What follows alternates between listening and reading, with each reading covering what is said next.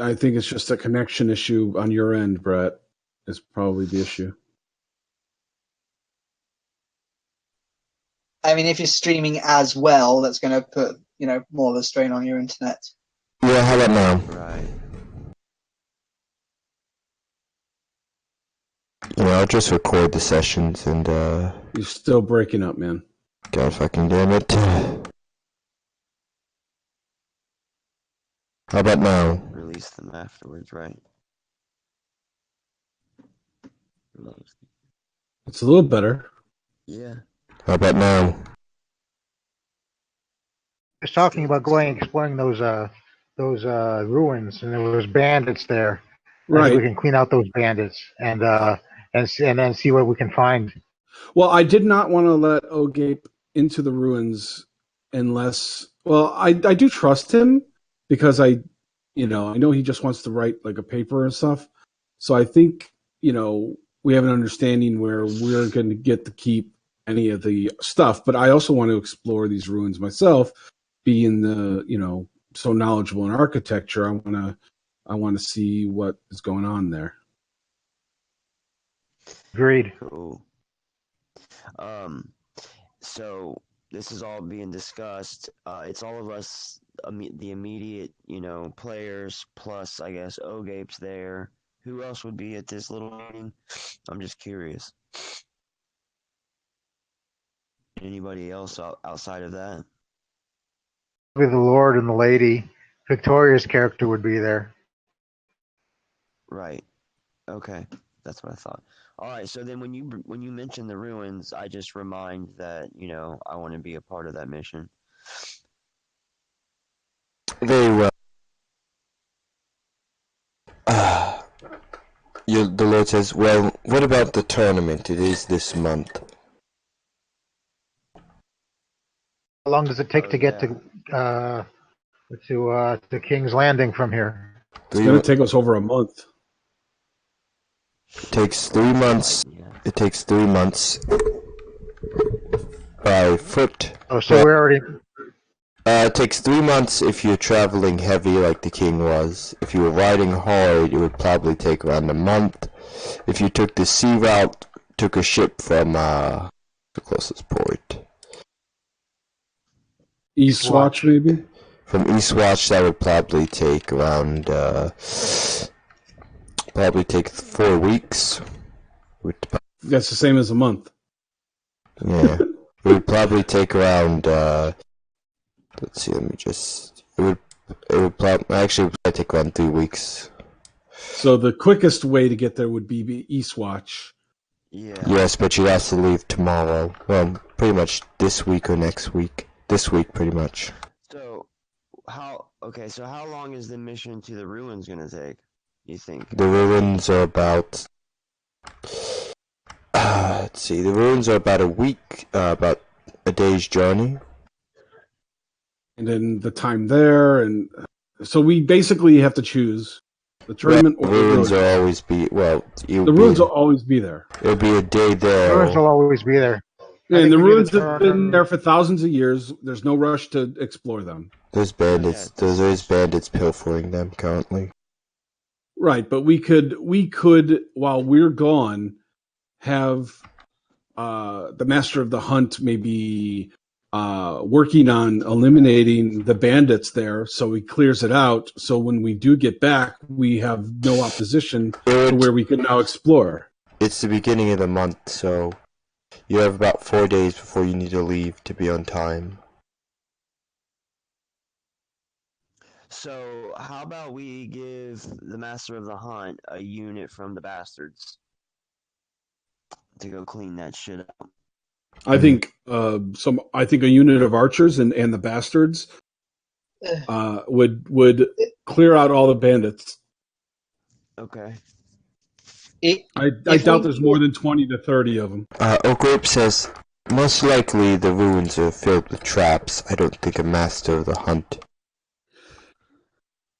Understandable, but the bandits themselves are hunkered down there. You could eliminate many of them and starve them out before before we move in, and when we get back, we could then deal with the remainder of them that are holed up inside. The ruins on the Okay. way to Eastwatch by chance? I thought they were. See, you're I don't here know. at Queen's Crown, and the ruins are about here, so yeah, they would be on the way. Where are the ruins at? I didn't see that circle. Yeah, I have all these windows open. Like I didn't right see here? nothing. Like where it says Brandon's gift? Is that where they're at? We also need a good accounting of how many bandits we're dealing with. Last time I tried, well, I'd say about a good 20. I see. I mean, 20 of them are not that Did difficult to you- deal with a unit.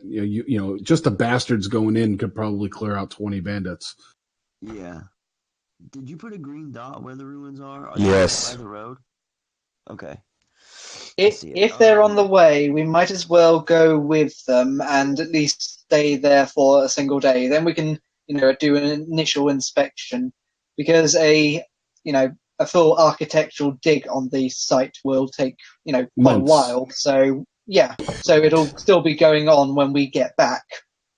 For my research, there is a vast underground network that should still be intact, which should. Okay, are you guys going now? I think that I think we can do both.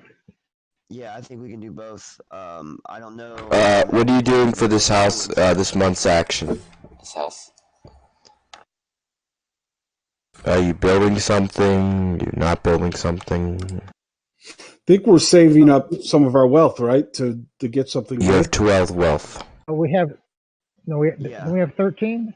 That Victoria was saying 13. It's in the handout.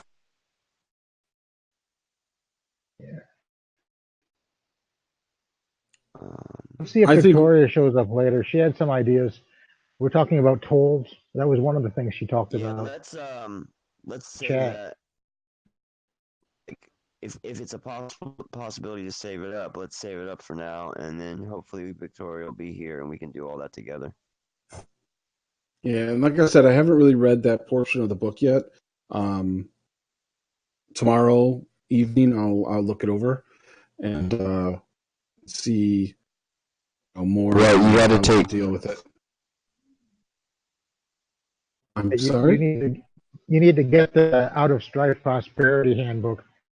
That's a Oh. good supplement. It has a lot of things in it. Yeah, I'll drive through RPG and I'll pick up a few things.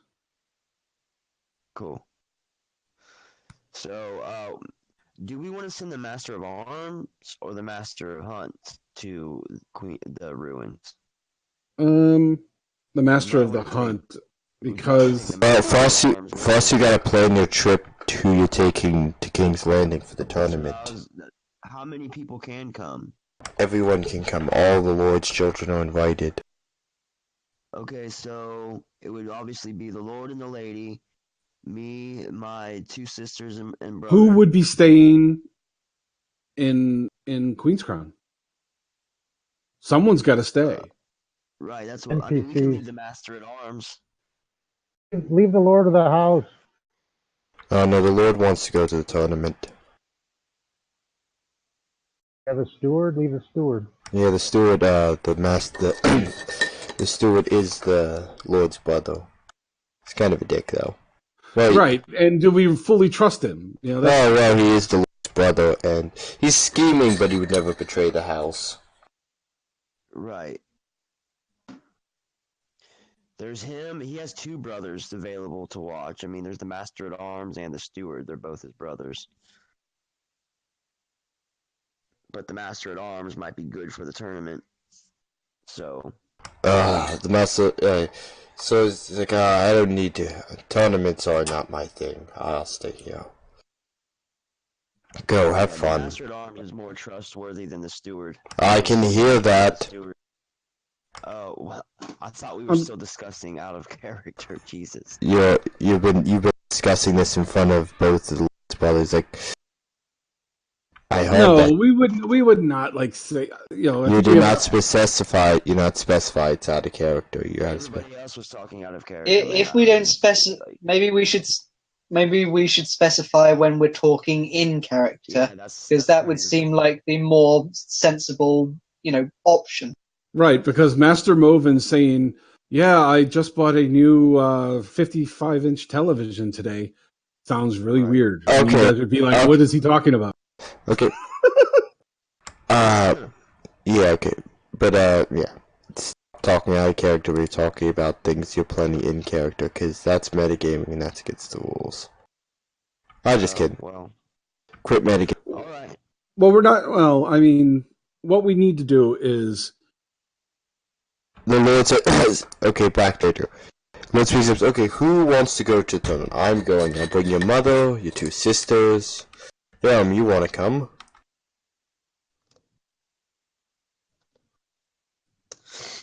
Who was that question directed to? You. Verum. Oh, of course I want to come. Maisto? Rovin? I will go wherever you need me most, my Yes. Might be a conclave. Snow? Yeah, I'd like to come if I'm allowed. Why wouldn't you be allowed? He's a bastard. Yeah, that's not well suited to some. Arn Dragonfly. Dragonfly, you coming? More acceptable than yours. Yes, I'd like to take my daughter down too. I'd like to see what King's Landing looks like. You'll be the first wildling in King's Landing. Probably not. I doubt that is true, but pretty nice. We'll dress him up so he looks a little bit, fitting. truth be told, wildling, a lot of wildlings dress much better than the residents of King's Landing. Of course, the clothes you're accustomed to, the northern furs and leathers, may be a little warm down in King's Landing. Find something down there. Okay, so Sebastian Stonewall, he's gonna stay because he's gonna lead the raid on the ruins. I would imagine Victoria would want to go. I would imagine my younger sister would want to go because she's the younger sister's like relative to Sansa, like she's like really ladylike. So yeah, I'd imagine the whole family would want to go. Actually, Victoria, I wish she was here. She actually might want to stay. In all honesty, I know how she is about those sort of things, but We But can she also- decide that when she's here. do what? Right, We can since decide whether she came with us or not when she's here. right, because we're going to the ruins. We're going to the ruins first anyway to deal with that. Yeah. So basically, our plan is to go to the ruins with a contingent of men, set up a small camp there for lords, ladies, and others moving on to Eastwatch. Have the men clear out the ruins as best as possible before investigating for a day or two before the rest of us move on to Eastwatch to take a ship down to King's Landing. Is that correct? There's no point for the entire party to go to the ruins. We might as well split into two and meet at East. Well, I believe traveling safety in numbers as well. We do have bandits, on the way. Right. So knowing that there could be other, other groups that we're not taking into account, and a smaller group is a bigger target. Yeah, I agree with Movin. I think we should travel with a larger number, travel together. On the way We to the two, we should go ruins, together. on the way to the ruins, we will not really meet any opposition as we will have 200 men with us. Right. But when we travel to Eastwatch from the ruins, we will no longer have a contingency of men. So having a larger group would still be beneficial. Yeah, because there's gonna be probably like maybe like 14 of us, probably something like that. So Yes. Very well. I mean, just stuck together. Your father says, let us leave. Should we? Should we prepare and leave in the morning? Well, we still do have, well, your uncle is still here. But obviously, it'll take time to rally the troops and supplies needed to raid the ruins. Master at Arms says it'll take about a day. You should entertain your uncle.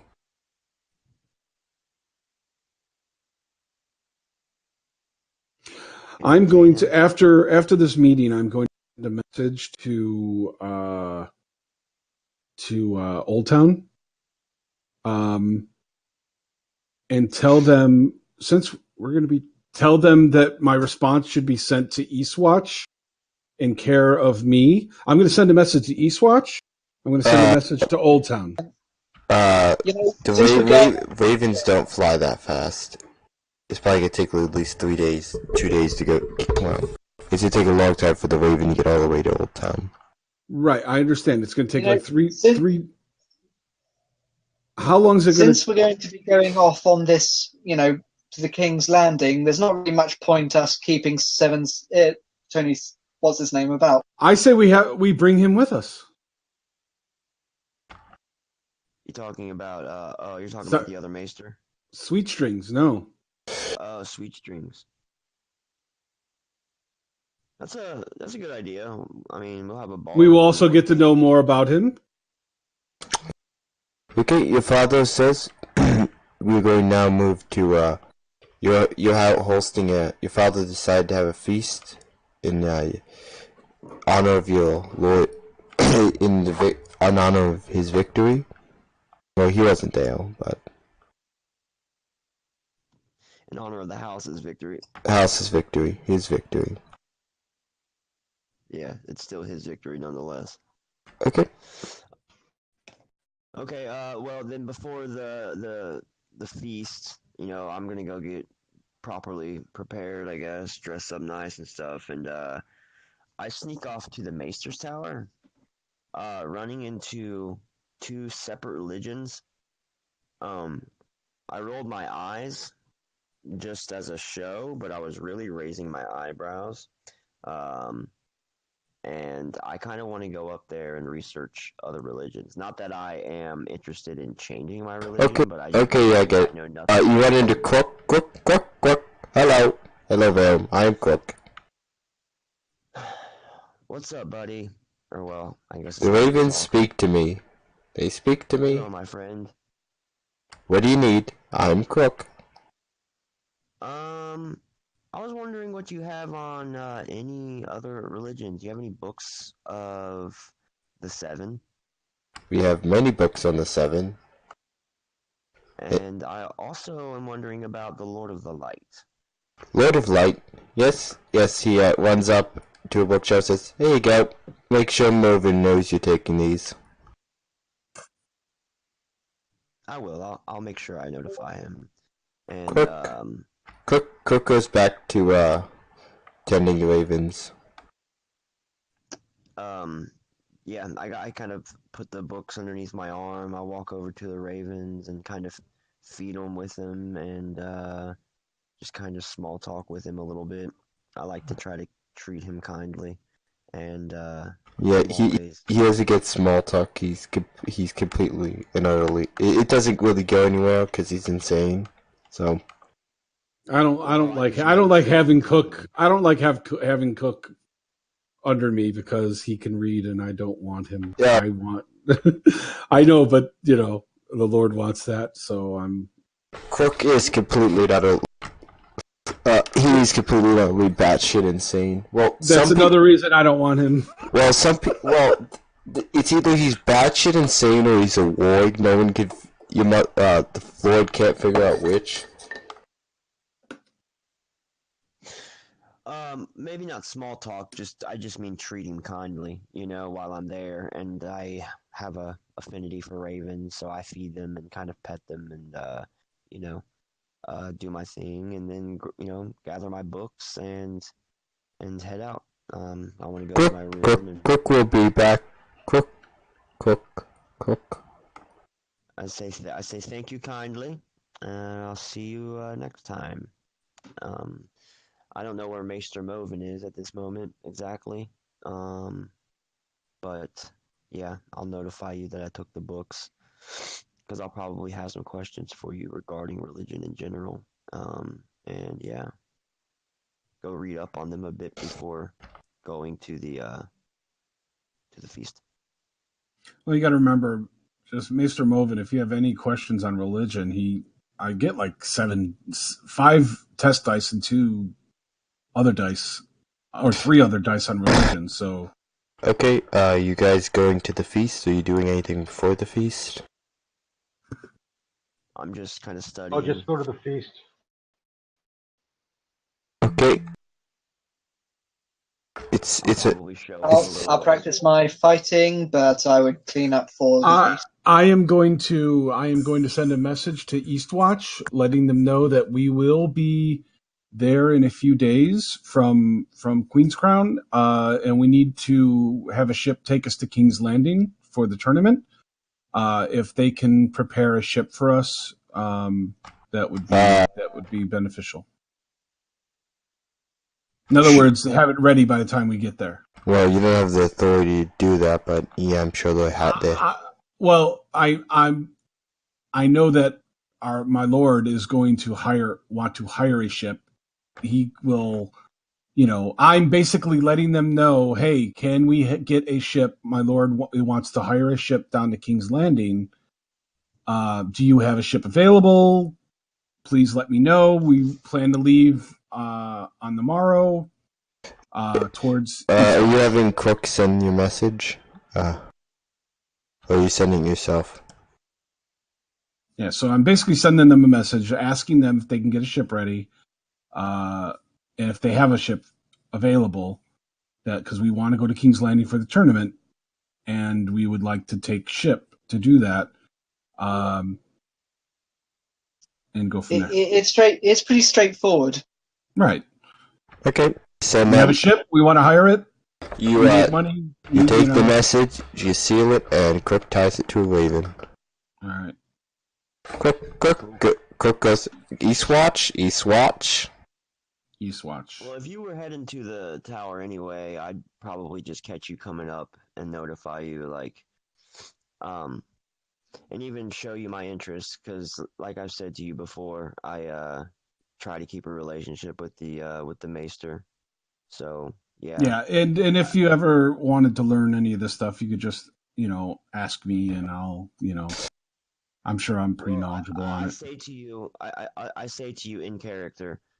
Hey, Maester Moven. I hope you don't mind. I came up here to grab a couple books. I just noticed during court today, as much as my faith holds in the old gods, that I know very little of any other religions, and I don't know. I just kind of wanted to flip through some of these pages just to know what they're about. My father was real quick to dismiss them, and I don't hold that against him, but one day when I'm sitting in his seat, I'd like to have a better understanding of who I'm talking to. So. A better understanding of someone's motives would be a wise thing to have, a very good thing to have.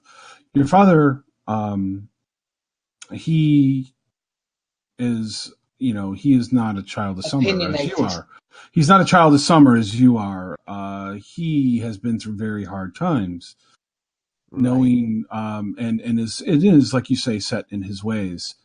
Yes. To be a truly knowledgeable and flexible ruler, knowing the motives of your of others in your in around you in your court is a wise thing. I do approve of you trying to learn as much as you can. Take your time with the books, and if you have any questions, just please let me know.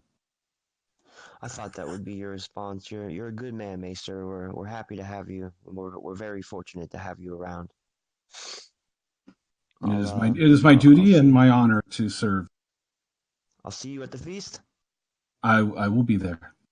All right, I'll see you there. And then I walk off. So I send the message to Eastwatch, and then I end up. I'm going to try to find any kind of information on the ruins that I can before we head there. Anytime that I have before the feast, I'm going to trying to research on possible these ruins that are, that we're going to be visiting. I scratch leaving there. I want to say that I researched there. I actually don't want to take the books to my room. Don't want to officially check them out because okay. I'm trying to not hide it from my father. I just am avoiding that conversation. So right.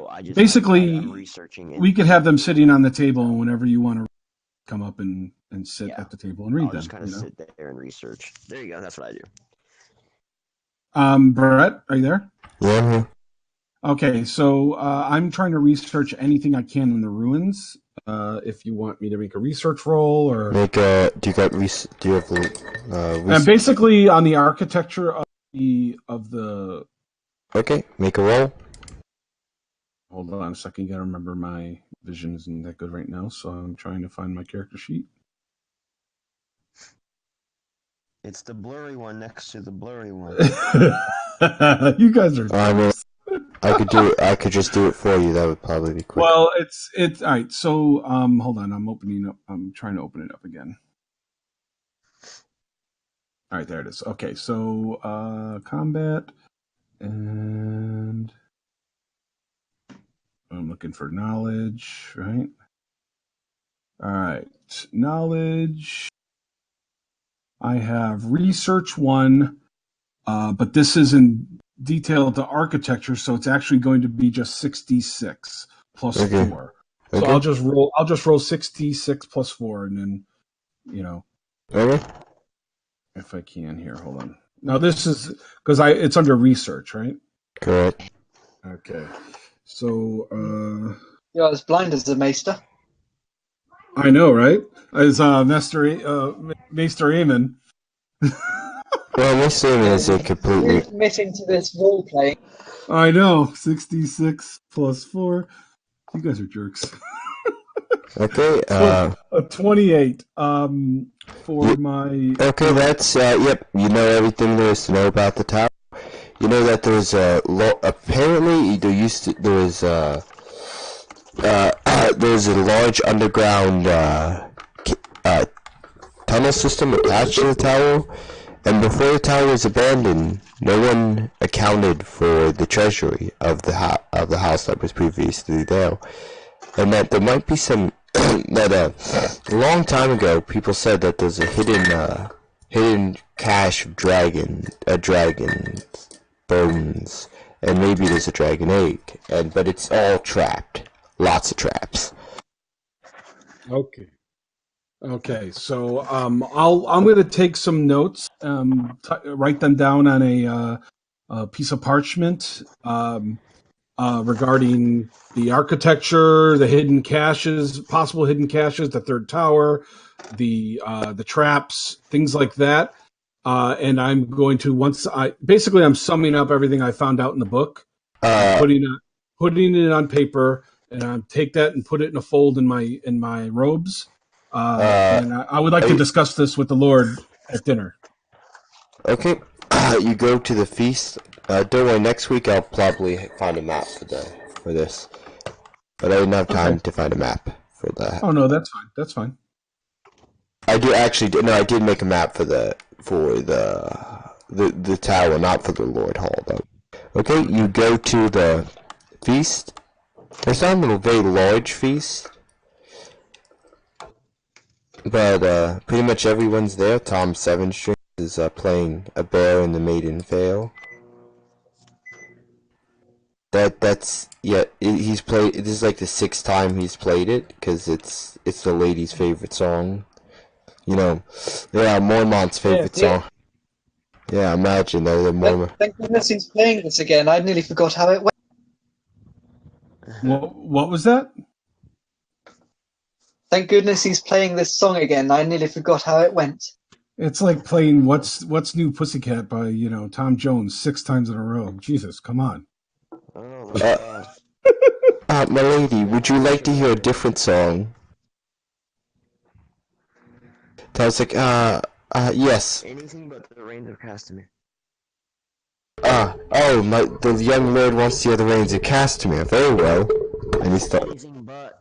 Anything but. Not Reigns of Castamere. I do know the Dornishman's wife. How about the Dorn? That's a good drinking song. Yes. I show up late because I was researching, lost track of time, and let's say that I walk in and try to change the mood, and I had that discussion with him, and yeah, the Dornishman's wife. Yeah. It's kind of a lewd song to be playing in mixed company with the ladies. Yeah, this is the Nord. This is the Nord beat. This is the Nord. Yeah. And this is a lord's call. Yeah. Varen's like, your father's like, I don't think that's appropriate around your younger siblings.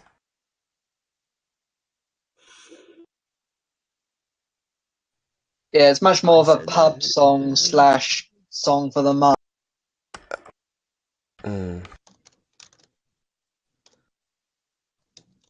How about Stairway to Heaven. Anyway, I assume that he's good, that he knows a lot of songs, and he plays a nice variety for us. We don't need to know particularly what he's playing. Okay, he just played, and it's not a particularly large feast, so what do you guys, all the important courtesans are at the Lord's table. All of you are seated at the Lord's table. I will discuss with Victoria and Verum, Alysanne and Verum, before I discuss it with the Lord, with my findings on the ruins, that it is believed that there are traps everywhere, a huge underground labyrinth, a possible treasure trove, rumors of dragon eggs, things like that. What is that in the background? The Dornishman's wife. Okay. Tom Seven Strings. It's Tom Sweet Strings. It's a different person. Yeah. Oops. Is it? Is it though? Yes. It's actually kind of an appropriate vibe for what you're talking about, really. Okay. Okay. Are you done with that conversation? Yes. Okay. Basically, I do want to have that conversation with the Lord, but I also, Verum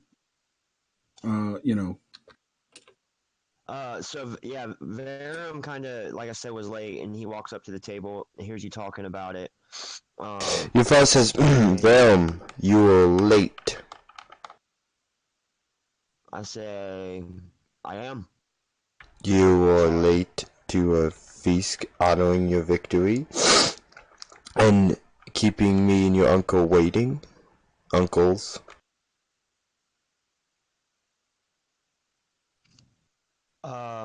He just laughs at you and goes, he starts laughing, it's fine, my sons. Am I on the same sort of table, or am I? Yes.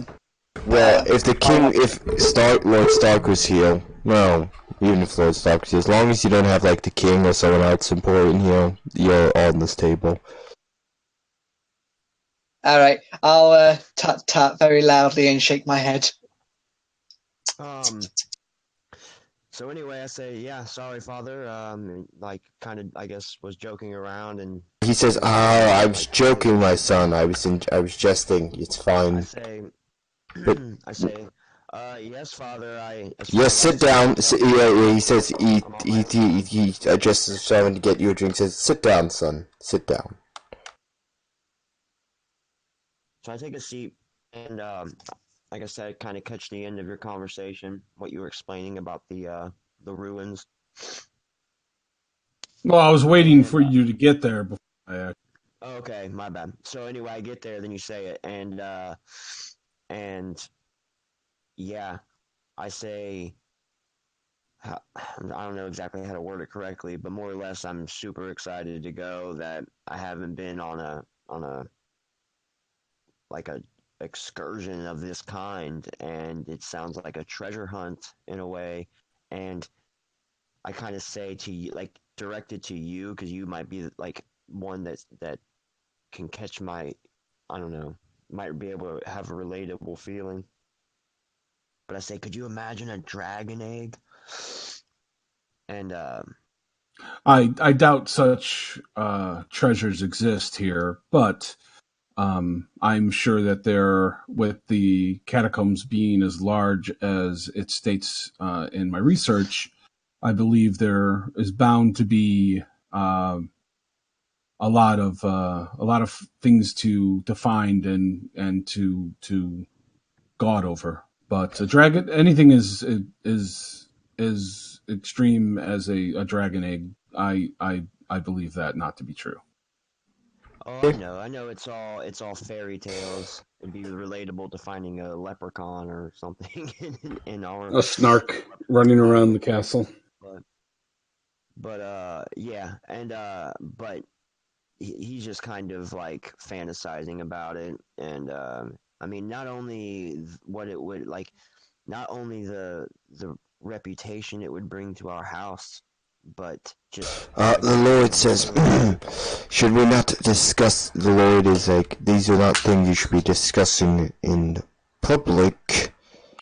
Oh no, we're talking about this out of character. We're talking about this under our breath while we're sitting Yeah. next to each other at the end of the table, not around anyone else. You're I mean, you're always sitting next to the Lord. who I am? I would I point out that most. Me, I but would point out this is a feast. Most people are going to be loudly talking to each other. I mean, if you're talking right. to each other at a normal Well, volume, we're then not. like We're trying to be silence. quiet. I specifically brought this information to discuss that Okay, quietly fine. with the Yeah, Lord's. I get it. You're being quiet. You don't have to keep justifying it. Right. So once I explain it to Alisand and him, I um, give my note to the Lord and have him look it over. And basically say I did a little research on the ruins for tomorrow. Here are some of my notes. Very good, You know, Mr. Movin. But I'll read this before I go to bed. But time to feast, and he hands you a giant tankard of ale. Come on. I will take that giant tankard of ale and I will hold it up, waiting for him to get his giant tankard and see who can drink it faster. Okay. You're getting a drinking contest with the Lord. That's right. Let's do this, bitch. Okay, a rolling dance. Maester Movin, he plays hard and he drinks. He works hard and he drinks hard. nice. I like that about him. He's a hard worker. He's like kind of like you would think like a laborer, like a roof. Okay, rolling He works hard all endurance. day and then he drinks. 18 on this festival. What are we rolling? Endurance, if you have resilience, or resilience plus endurance if you have it. Let me go to my endurance. I don't think I have resilience or anything, so And I'll just roll my endurance. Okay, you're not drunk, but the Lord drinks it. Just takes it up and drinks it in like one gulp. All right, so he beats me. He beats me in the drinking game.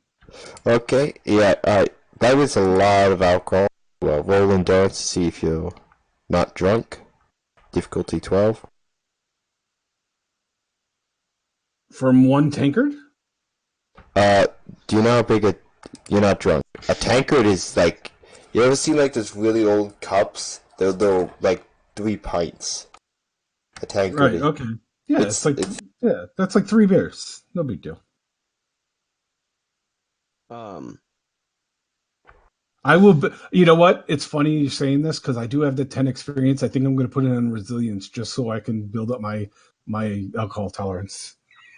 The Lord is one of the he's. I don't think there's a mechanic for that. Yeah, the Lord is one of. He's not. He's about the same size as Great John. Lord. Oh, wait a minute. I think I'm. What was the other thing I have? One of my. I think I'm one of the first men where I get like +1 die on any resilience. So is he. That's just for cold, by the way. There's some bonus for first man blood. Yeah, what's the bonus you get from that? +1. I know overall health is +2. There was another one too, and I think that has to do with your roll. I think you're right. Yep. +1 endurance. +1 endurance. So I will roll an extra d6 to see what my actually what it comes up to. You as the Lord is also a frost man. Ooh, look at that! I got a 19, so I beat him. No, I got an 18. We tied. You're good. You're good at the game of drink. I go, my lord. My lord, it is an honor to drink with you. And did I tell you the last? Is Snow the Lord's bastard? His brother's bastard. Did I tell you that time I mediate with King Robert? Glorious. It is. Do you say anything because his wife is right there? I try to read her face. What does she say? She says, Or what does she look like? Do I need to make an empathy roll or something to see how she? You know the lady. The lady is quite used to her husband boasting about. That was before they were married. Oh, okay. I still want to know: is 16 old enough to drink? 14's old enough to drink. Okay, so I want you guys. It's a medieval time. It depends on what your father says. It's. You're only allowed a cup of wine. Everyone else can get as wasted as they want. So watch you guys kind of do your thing, and I grab just the pint. I'm not trying to get wasted, and I just hold it up and kind of say loudly. I say, "To House Vasand." To House Vasand. Nevermore.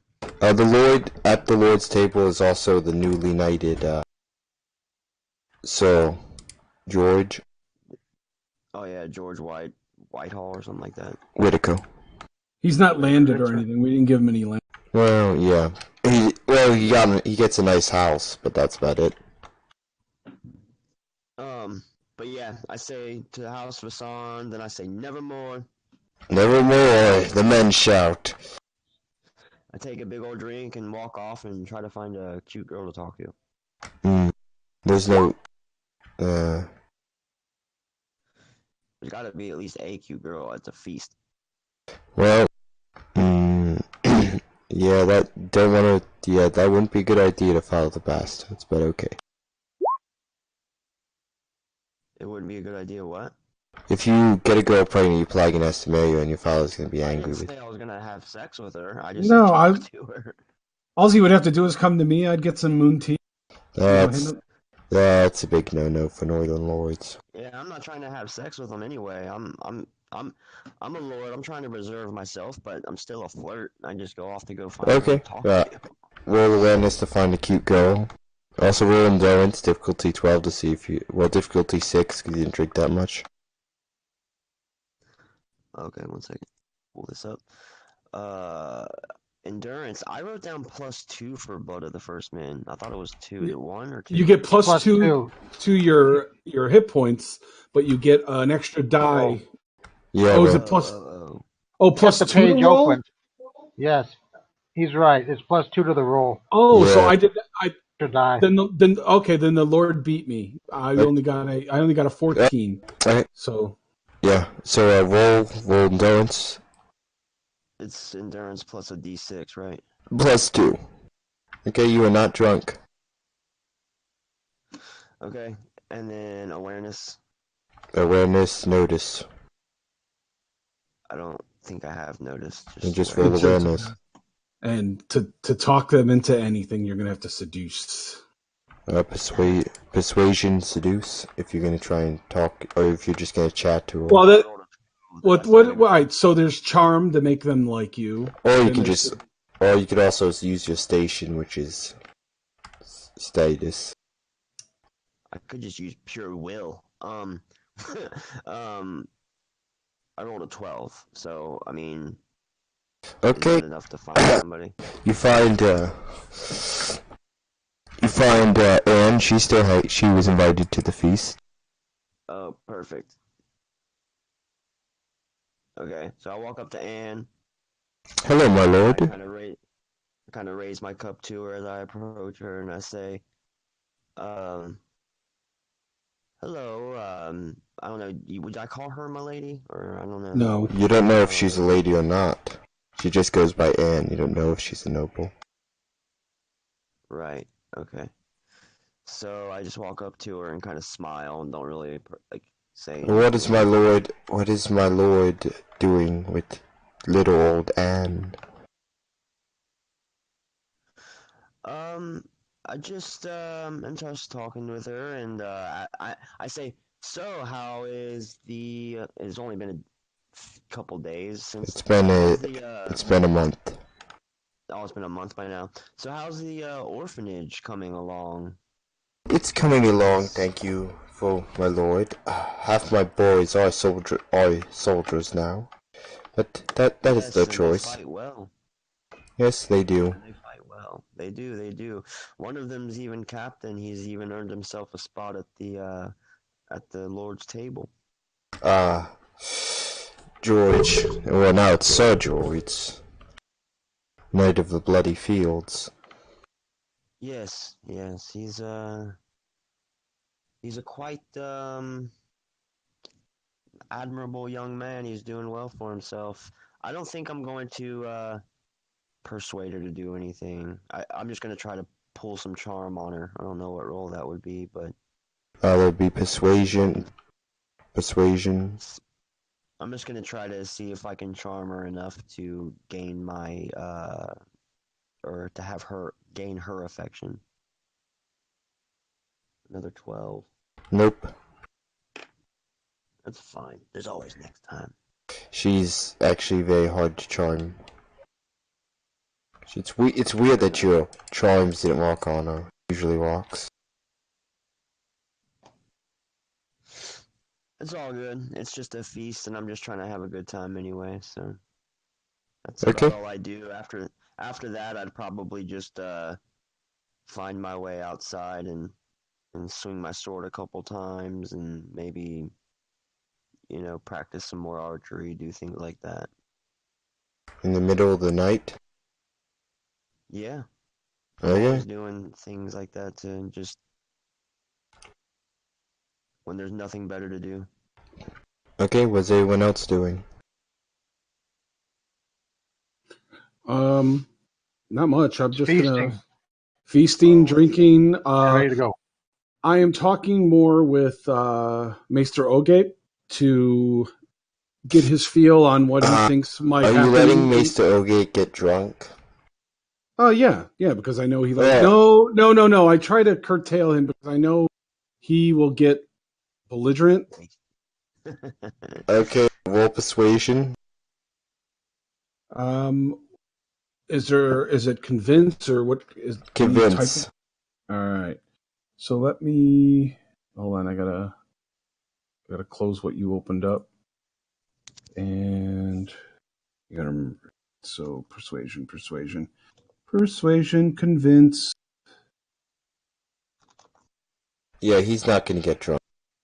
Okay, good. I'm basically just letting them know that I really wish would have failed, because he was gonna go off on like the Lord Commander about how his son is a vile slaver and he's yeah.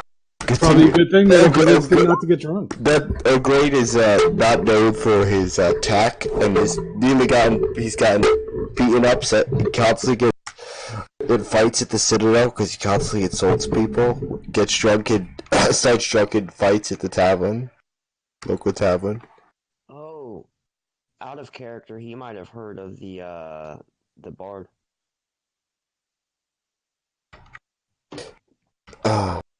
O'Grade's like, yes, what can I do for you, mate, Movin? I'm sorry, what was that? He's from Old Town, so he's just, again, out of character. He's assuming since he's from Old Town, he might have heard of Tom and what's going on with Tom Sweetspring. Oh. I have some information, actually. Because they all come from Old Town. O'Grade, are you asking O'Grade this? Who are you talking to? That was just out of character to Techno. I was just like reminding him. Master Nhala. What were you reminding me that? Because he's from Old Town?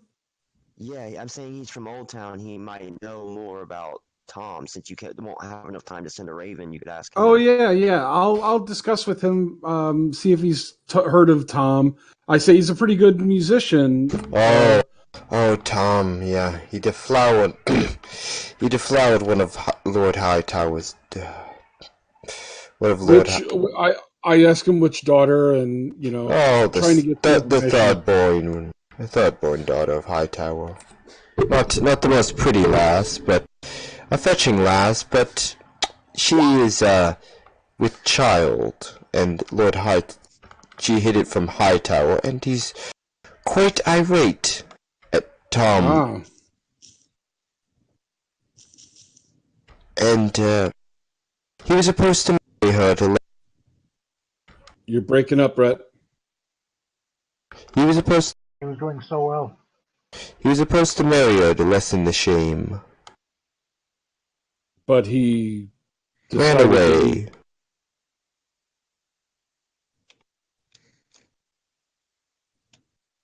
I see. Maybe the life of in court is not for him. You would think that marrying a Hightower, especially to a lord, so powerful, any man would jump at that chance. I wonder what his motivations are. Well, that's an awkward conversation with the Lord, and he is a man who has wanderlust. So, maybe he was not ready to settle down. True. I'm not going to bring it up anymore. What did you want, Maester? Besides, I know what you came here for, besides Tom's sweet strings. I wanted to discuss the expedition to the ruins.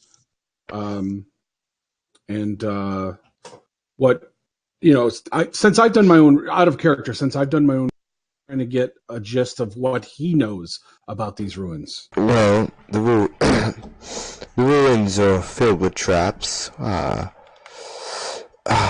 Some say there's some whites. Some say old gods put some of what I in my research have found the whites, as they were called back in the day, down there to defend it, and there might be dragon eggs, and the treasury was never fully evacuated when the castle was abandoned. So, why? What have you figured out? Oh no, I was just curious on what you thought about maybe finding there. Pretty much my research had brought up the same findings that yours has, but I was, interested in exploring the catacombs and seeing the construction. Yes, it is one of the oldest castles in the Regent. Well, ruins these days, but it is still inhabited by bandits. Hopefully they're not pilfering it. Apparently, where the dragon egg is held, there's some sort of collapse trap to protect it. Well, exploring and researching the architecture underneath the castle could be valuable here at King's Crown. So that is my main interest in. Yes. Yes. That is my interest, is to write a thesis. Write, I forget the Westerosi word, treatise on the architecture of the first men and the children. I thought he was doing more of a magic. And that. It's a 3-part series. So he's horning in on my magic thing. Ooh, I gotta get rid of this guy. Well, oh great, it's like, well, that is just one of the ruins. The only one the other one. At this point, At this point, I encourage him to drink, and I'm going to try to drink more. Well, you with would him. know that those two ruins in it's common. The reason is because now I see him as an advocate. Okay, he gets pretty drunk. I want him to screw himself over. Okay, he says, the other one. He goes, Lord Commander, your son. The son is a are you gonna cut him? Vile slave of Mormont.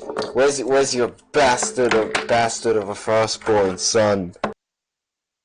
And Mormont's like, damn. What did he say? I just caused this. Boy, he's just talking to it in low voices. Oh, the other ruin. Apparently, there's a lost library there, and there might be one of the last goals of the children. He's telling you this in a low voice before he shouted that at Lord Mormont. I'm like acting like I want him to be quiet when he is going off on about the bastard and all this stuff. So basically, it makes it look like, oh my god, he's an embarrassment. Not to him, to the rest of the court. Hold on, I'm confused. Who is he talking to? He's talking about Snow. He's talking about Mormont, Lord Mormont. Yeah, so he's talking about Jorah, basically. Yeah, he goes, your bastard son's off gallivanting across the 7 seas with that whore of a Hightower. Oh, so he's talking about Lord Mormont from Castle Black. Yeah, because he's here visiting. He says, oh, he's been here for like a month. Yeah. He's been talking to your mother about better ways to secure, basically trade and other things, and I'm sure we have probably a really good relationship. Yeah, and also he's the what didn't he make it, Lord? He's Mormont. He's the Lord's father-in-law, by the way, because he's married to his daughter. Right. Yeah, it's fine that he's there and everything. I just forgot. Yeah. I hear him screaming, I'm assuming he's talking loudly. Yeah. And because I'm right nearby, I walked over to talk to. The Mormonts for the bastardly house. All you are a bunch of drunken bear fuckers. I tap him on the shoulder and kind of direct him toward the door. Yes. And, let's go outside. Oh, look, it's the son of a bear fucker. And I look at him in the eye and said, "Let's go outside," firmly now. He goes, son of a... Am I gonna be directed by a son of a bunch of bear fucking improper...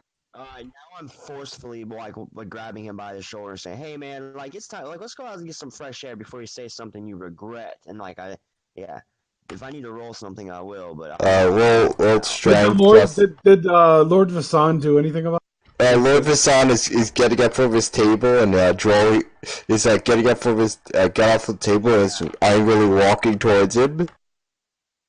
I'm trying to walk him out because I got like my. Oh look, it's the Lord who's married to a bear fucker. What do I roll? What do I roll? Strength, athletics, and strength if you have it. Hold on a second. No, I have Oh, athletics. this could not have gone better for me. I rolled an 8, so he's not even coming out willingly. He's being a dick about it. Okay, he's gonna roll an opposed strength. I don't know.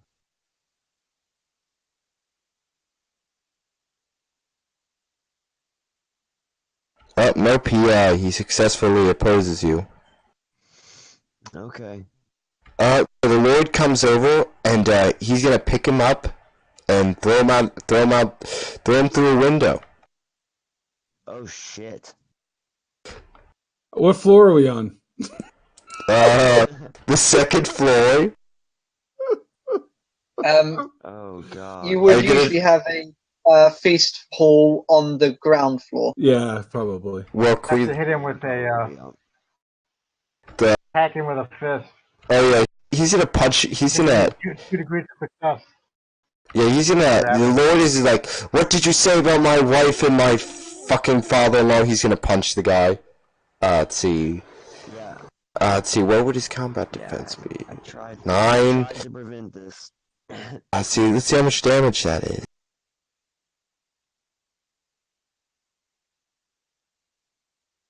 19.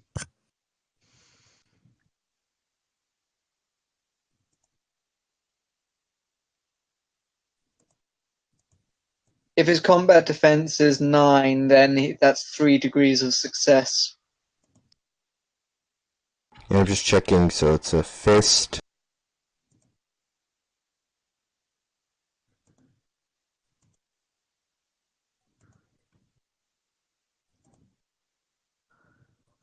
So that's a fist. Athletics -3.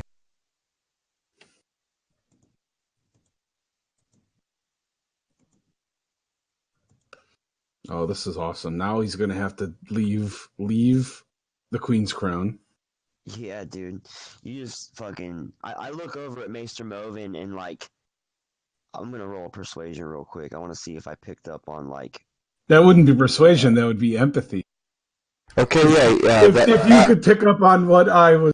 Yeah, that's 2 damage per degree, so that's 6 damage, and he only has endurance, so he's gonna have to take an injury.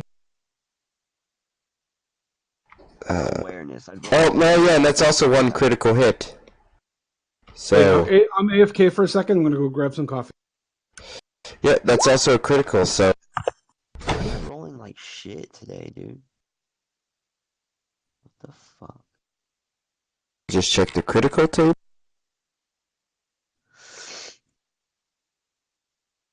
Yeah, Maester Melvin is a known drunk and likes to insult people.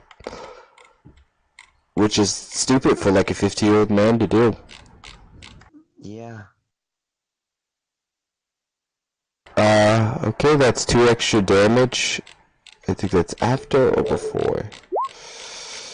Yeah, so he's gonna take a wound. Yeah, his head is bashed in there. Any of you guys gonna stop your father? So hold on.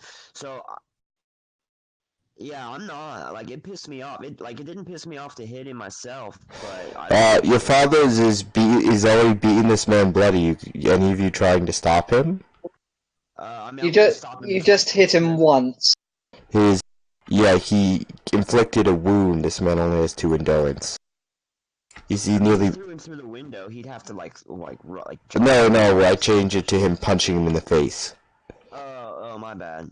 So yeah, then I mean, if he wants to beat him up, that's his deal. Oh no, let him kill him. you just see your father pull back his fist, and your father is a huge man, and is known as one of the best fighters in the Seven Kingdoms, and probably one of the best in the world.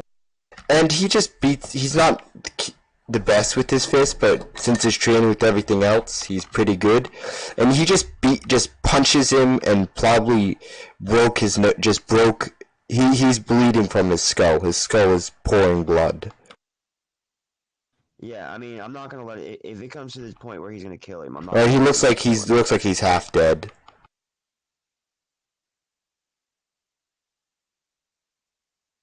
Okay, well, should I roll something to stop him from killing him? Roll strength. Roll strength in opposed athletic strength. I'll To assist. hit him with the, you have to hit him to grab him. How does that work? No, to restrain someone, it's opposed athletics, as long as if you're trying to hit them with something. Yeah, I'm not gonna hit my father. I'm just. 22. Can you guys beat a 22? If you let me do 12 plus give me an advantage because he's drunk and I'm not. He's completely sober. He's not feeling any. It's very hard to get your father drunk. Wait, so he is completely sober, but he's beating this man to death who's obviously drunk. I doubt he would do it sober. Yeah. Oh no, he Northern honor. He's honor bound. He insulted his wife and his wife's house and his father-in-law in front of them. Yeah, but he's drunk.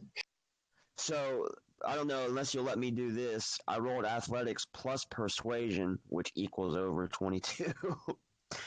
If you guys combine to try and restrain Lord Otto. Maester Movin's away from keyboard, but he should probably help back him off since he started all this. I guess Lucas Show approaches Aldo and tries to pull him 017 with U79. Okay, yeah, you guys are able to barely restrain the Lord, but he's helping me too. What are you doing? What are you doing with O'Grape? He's nearly beaten to death. I'll drag him out.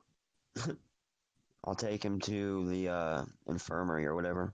Your father's like, if I ever see you, O'Grape, in this castle again, I will beat you. I will kill you. I will kill every one of your children. I will kill you. And he just goes off. I don't believe in the seventh. I'm not gonna drag O'Grape off. I'll leave that to somebody else. I don't give a shit about him. I walk up to my father and talk some sense into him because roll persuasion.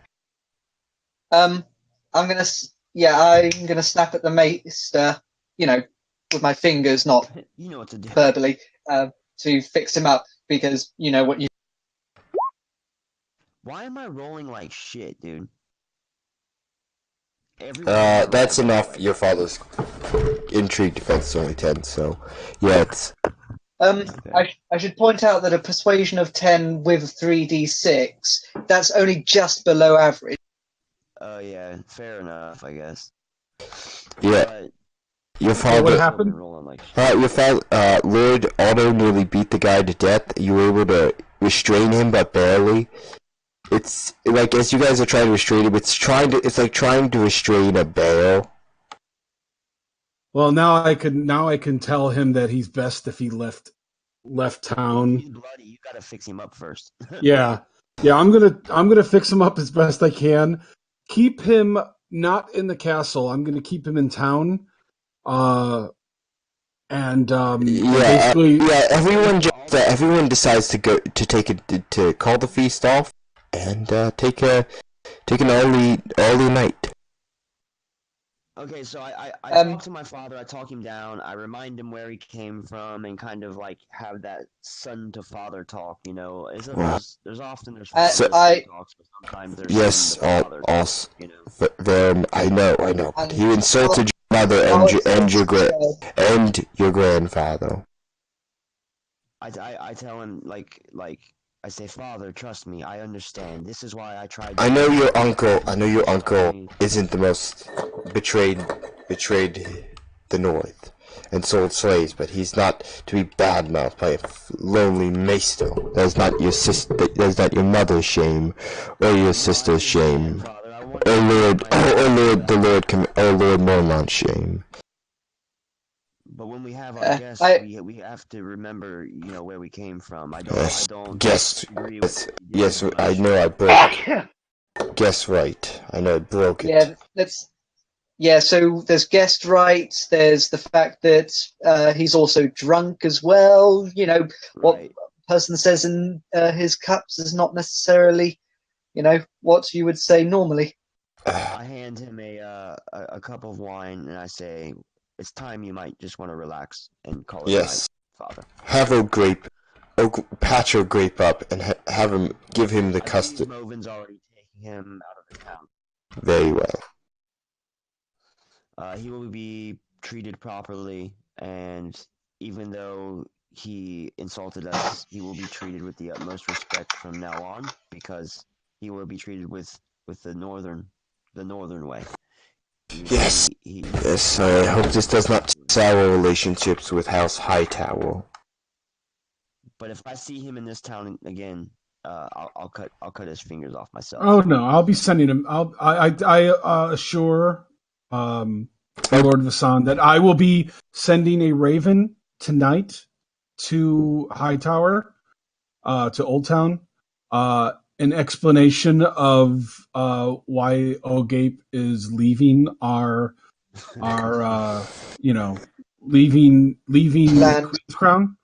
And basically I'm not going to badmouth him, but I'm going to basically say... Tell the truth that he got in his cups and he said some pretty derogatory things towards House Mormont, the Lord, his lady, and the visiting Lord Commander from Castle Black. Basically... make him look bad, but without so if he ever sees this letter, I don't want him to say that I went out of my way. Yeah, okay. Yeah.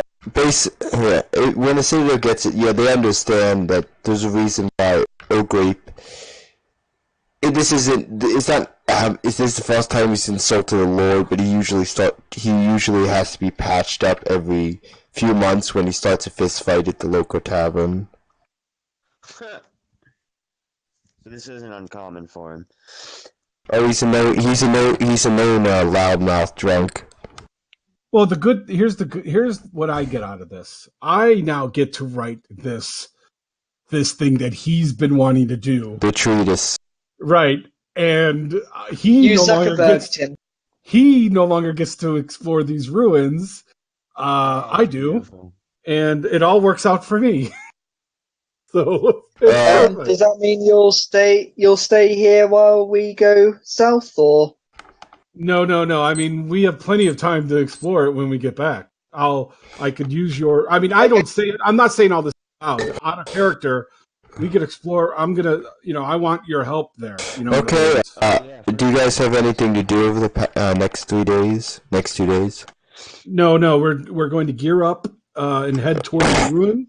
Okay. And on our way to Eastwatch. Okay. I was gonna have you guys since.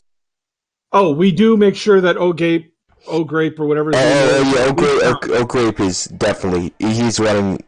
No, when people piss off the Lord, they usually run. There was a man a few years ago who pissed off the Lord. He's pissed off the Lord and was thrown off the highest tower about 30 feet into the lake. Damn. Yeah, pissing off the Lord is something people call it. They just don't. It's just a generally known thing. You do not badmouth the Lord. You do not insult the Lord. He is an honorable man, but he does not tolerate that. Okay, I was gonna have you guys. Running out. He's got a wound. Yeah. So, did Verum? All right. So, Verum, for you to even realize that I was trying to manipulate him, you would have to know that I knew talk shit. Yeah. Right. And you weren't in the room when me and him were talking before, so you wouldn't even know that I know that he gets drunk and belligerent. No, I know. What I'm saying is, I don't know. I'll But just you might get that. You might see a little sly little grin on my face Yeah, when he makes the mistake. just to kind of see your reaction and to see like. Oh yeah, you might be able to do that. okay. If I was walking up to two people and I knew one of them and somebody was acting a fool, I would look at my friend to see like, okay, this guy does this, or like, okay, he knows, you know what I mean? Like, just Oh to yeah, know yeah. I think an empathy role would Yeah, empathy versus real empathy to see if the maester was. What would I roll? Am I supposed to have empathy? Because I don't have. Yeah, if you didn't get it, you don't have it. It's an awareness specialty. What would I roll? A deception? Deception. Bluff? Bluff, yeah, bluff. 16. Roll in the pose. You beat him by 2. You can tell that he may have known that he'd do that, but you're not exact. You know that he was. Basically, you're not. It's not high enough to know that you knew that. Basically, there's a hard way. Know that O'Grade is a drunk. What I was trying to figure out, and I know something's up. Like I know that. And if you ask me, I'll tell you the truth. I mean, Yeah. I think me and you have a pretty good relationship. I didn't expect him to go to the extreme that he did, but I thought he'd make a fool of himself. Okay. I walk off knowing that the maester, just not that he was behind it per se, but just he. I expected it to happen. Okay. So you guys doing anything else for the next 2 days? For the next few days, Oh, we're leaving. Just reading up on my books, practicing my. I was gonna have you guys fight through the tower, but since you're bringing 200 men,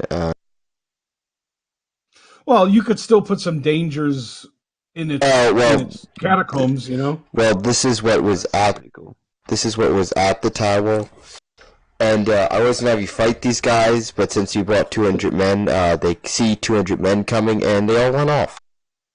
Well, we would not want them to know we're coming. Otherwise, they'll just hole up somewhere else. We would want to corner them. We would have outriders, and they would. Okay. Yeah. Well, hold on, I'm gonna roll an awareness check. Would we need to roll like a pair of drop on them? Give me let me just. We would probably have like the master of the hunt and like a handful of people running ahead scouting, Okay. Well, yeah, what I figured that we would then like move in, like find out where they're positioned, move our troops into a courting area, then like kind of like do a pincer and trap them inside the ruins, and then whittle them down to nothing until they surrender. Yeah, there's about I'm not gonna be roll for that because there's no way they can beat you. They basically show up. You do all that, and they say, "Let's go." You can approach them under a flag of parley. There's no need. They're bandits. Yes, but it's we can surround them as well. If you're surrounding them and they kind of realize they're surrounded, but it's still customary to offer people parley, even if they are bandit. So you're offering them. The Lord is insisting on offering them a flag of parley. Okay. That's his Send him call. to This is the same guy who just beat someone to death because of a drunken. Oh no, that was he was also in his cups. Yeah, he was a bit drunk. No, apparently not. Apparently he was sober. Well, he was sober, but there's a difference between military matters and him basically bad-mouthing his entire family in his home at a feast he was invited to. Basically, you ever gone to someone else's party that you were invited to and you're staying at their house and badmouth them? Basically, it's being a total dick. So, Verum, do you bring up Maester O'Grape at all with me? Yeah, I say like during the walk. Okay, so I was thinking we have the bastards with us, right? So we have the bastards, we have Archers. the master of the hunt, and so we have okay. So if we have archers, then for the time that I'm with them, I probably am like their commander.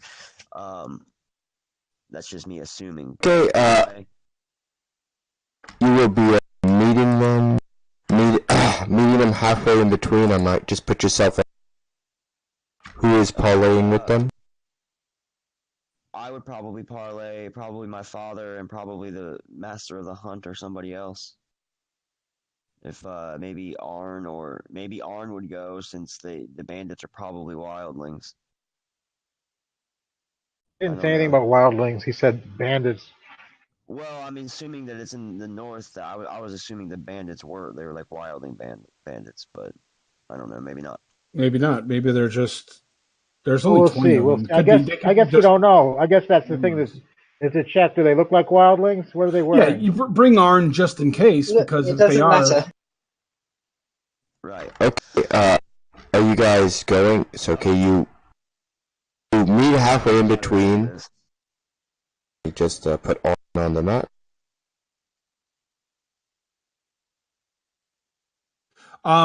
So even though I'm a maester, and I'm wearing robes, I'm riding with everyone. I have a crossbow. Okay. And I have my large hammer. It's not a war hammer. It functionally it's the same as a mace, but it's a hammer that I use for like building and things like that. Okay, you see this man?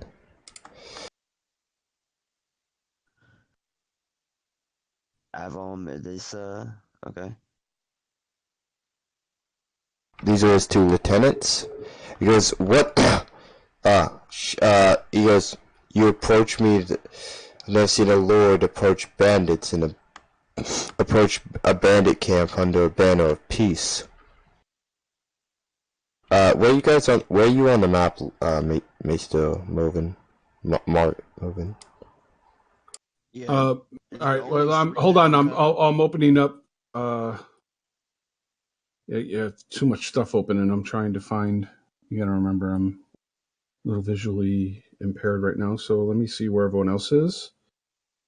Can we all have right. 4 people, or do we only bring 3 since they brought 3? They brought 3 because there's only 3. Okay, I got you. I'll go with as well. I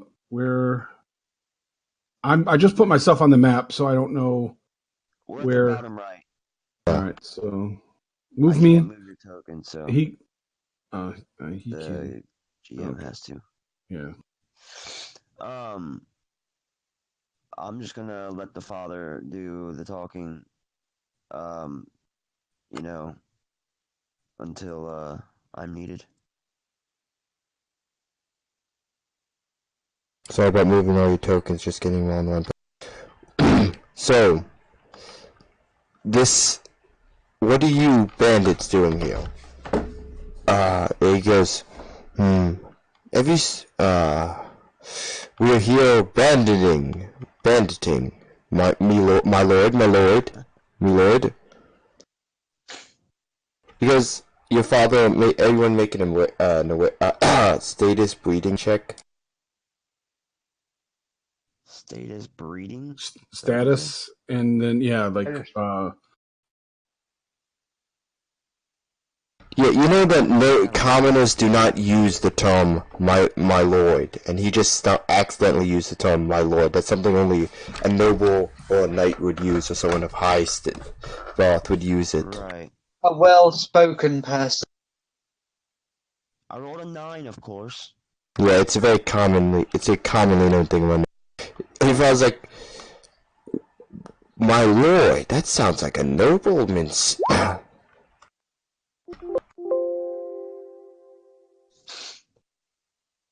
I got a 15. Yeah, you definitely know that this is not something a commoner would say. Can I make a persuasion check or no, a knowledge check to recognize? Have I ever met this person? Do I know maybe what house he is from? Do I see any sigils? Do I Yeah, because you're see? good with heritage. I'm good with all of that. Yeah. Okay, make a knowledge heritage check. Well, it would be knowledge education. Yeah, education. All right, hold on. Actually, it would be this one. This man, you know that there's a local. Oh wait, no, it would. I'm sorry, I rolled it wrong. It would be just education. You would know that this man is. Oh damn, 27. You know that there's a local mercenary company that operates in the north.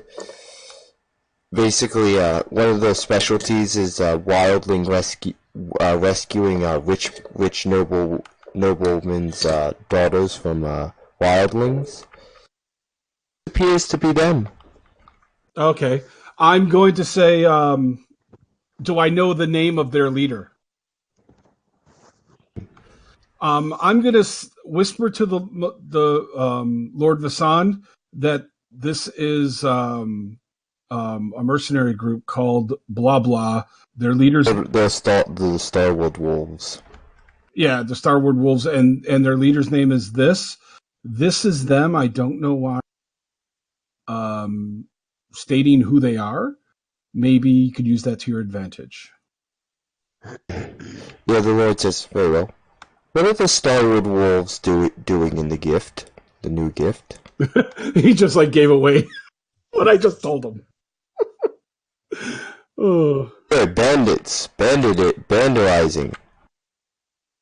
And then I will speak up and I will say, no, you are so-and-so of the Starwood Wolves. No, yes, you do, and he goes, fuck. He goes, shite, we're caught. Yes, fine. What do you want? Why are you in the gift? And what is your business here in the gift? I won't tell you that. The old man paid us quite handsomely to keep our mouths shut. Well, your mouths would definitely be shut if we have our men move in. Why are you here? Man and his captain says, my commander, we are Basically, we have 200 men surrounding this place. We could silence you forever, or you could tell us what you're not supposed to. Let's see.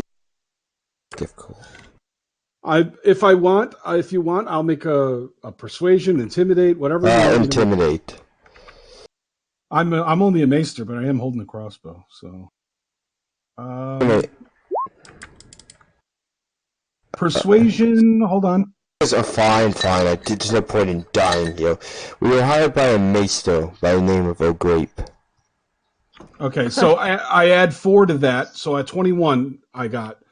Okay. Yeah, he says, okay, O'Grape hired us to guard this ruin and do some investigation. Oh my god. All right. So I out of character first. Wasn't O'Grape saying that he was worried about the bandits? Was he trying to set us up? So then in character, I kind of whisper to Maester Movin exactly what I just said. I believe he probably. I go. Saying yeah. that he was. You fellas take the black. He goes, we're not taking the black. No, we're not talking to them. We're not talking to them. We're talking about.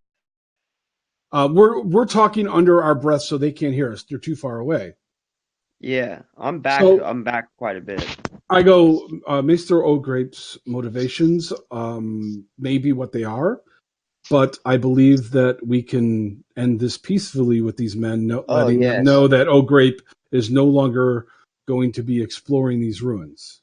Right. Yeah, I understand. I was just that sparked my He was trying to set us up. I'm going to say I'm going to call him out by name. And I'm going to say Maester O'Grape, which I know very well, has been staying with us in the Queen's Crown. He made quite a fool of himself the other evening, insulting my lord and lady, and O'Grape is a drunk. well, he's no longer welcome here. Well, are you paying us? Well, we are not paying you, but what we can do is let you and your men pass and go about your business and move along from our lands. The man that hired you is on his way back to Old Town as we speak. I'm the Starwood. He's got a wound. Starwood Wolves. This wasn't a very well-paying contract, and they all just pack up and leave. You might. Yeah, I would imagine since this guy's not turning up, your contract is null and void. So. Right. Yeah, That's basically what I'm giving them. Obviously, to fight them. They're not like bandits. They were hired to investigate or guard the ruins until he got here. So, whatever O'Grape's motivations were. You may want to check with them if they did investigate the ruins themselves, because they may be making off with. Yes, I will. I will ask. And we'll try to get some indication of what they've done. All we did was trap the main entrance with some spikes, and he says, "Men, disarm the main entrance and let's leave. We did not find anything, just an old ruin. Nothing really of value here. I am a very good thief. If you would like to hire the Starwood Wolves." I'd leave that up to our Lord, obviously. The Lord says, we have 200 men here. We really don't need them. The Lord says, none of them are useful like that. Says, well, you seem to be useful. I'll hire you. And he says, are you a good thief, or all your men good thieves? He goes, just me. He goes, the rest of your men can fuck off and wait for us outside the ruins in the camp. We proceed. The guy. He says the going rate is 30 gold dragons. What?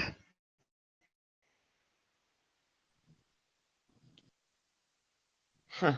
Now, disarming traps, that would be thievery, right? Yes. What do you know from the Starwood Wolves commander? He's a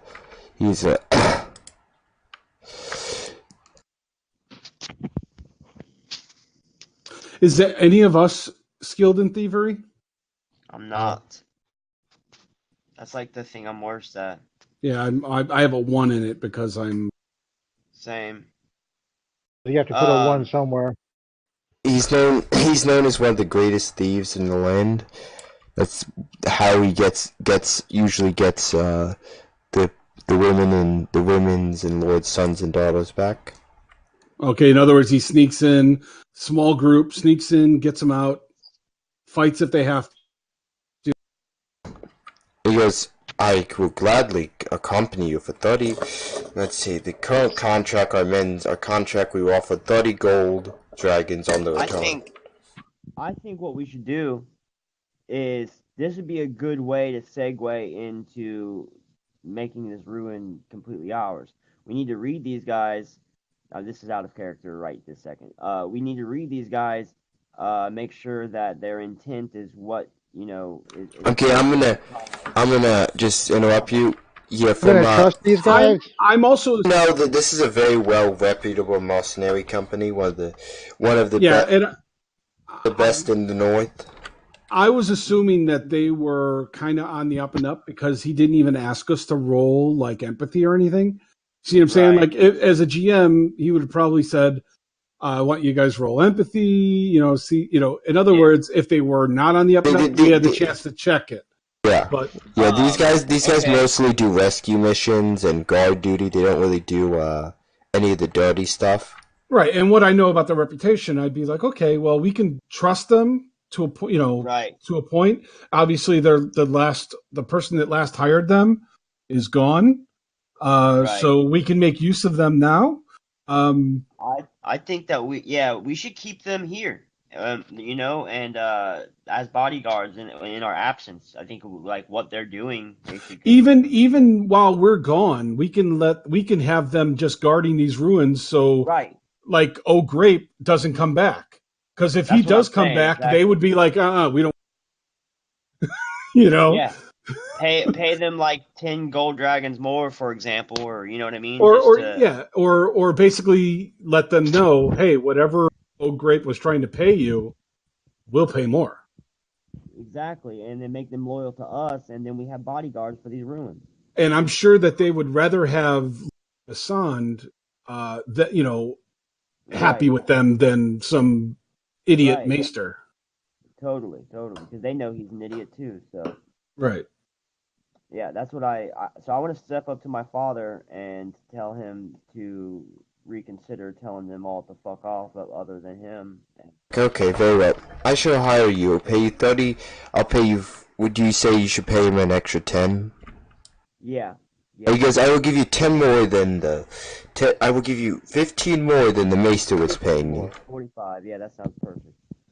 Shall we the inspection of wins Yeah, I want to roll an awareness first, like before we take like, huh? inside the ruin? I was gonna do it before I walked into the ruin. I want to get like an idea of the whole. I mean, if you're just telling me to go inside, then obviously it's cool. But They give you a rough sketch of what's outside the ruin castle. If you It would take about 10 or 20 defense. You could repair if you wanted. it would add 10 or 20 defense. You said. No, it depends on how it would take you maybe about 12 months to about 6 months to fully repair the tower. Okay, that might be a good idea. How much would it cost and Any everything? Like, would we have to spend any defense points for that or no? Well, I don't think we should do anything with this place yet.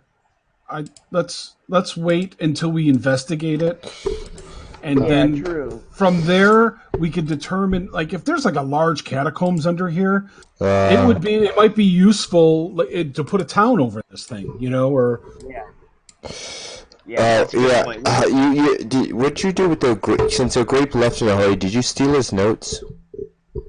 oh yeah, yeah. If basically I will, if I don't have to steal them, if he just Oh yeah, he left in a hurry. Yeah, you like threw him out of the castle You immediately. already like compared notes and everything anyway, didn't you? Yeah, you stole like his half-finished books. oh good, Hey, good, you because guys, I got to run up to the corner store. It'll take me like 5 or 10 minutes, but I'm gonna be away from why don't we take keyboard. why don't we take a quick break and then we'll come back. Okay. Sounds good. That's perfect. Awesome. All right. Okay. I will be All right, back I'll in be like 7:20. Okay. Sounds good. Sounds good. I'm okay. Okay, 10 All right, minutes. Okay. cool. Okay. I'll go take a break too then.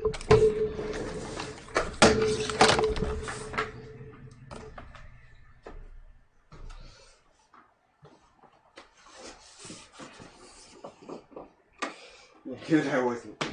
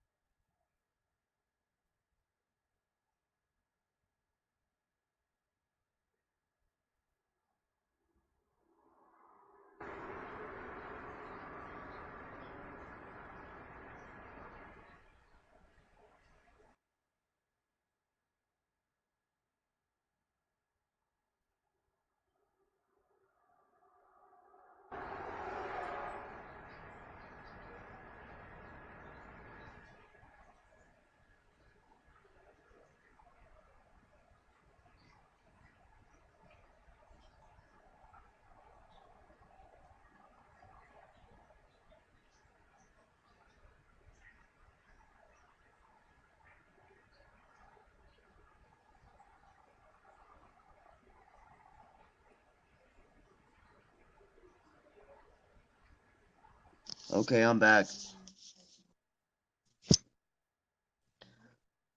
Refresh the 20 page.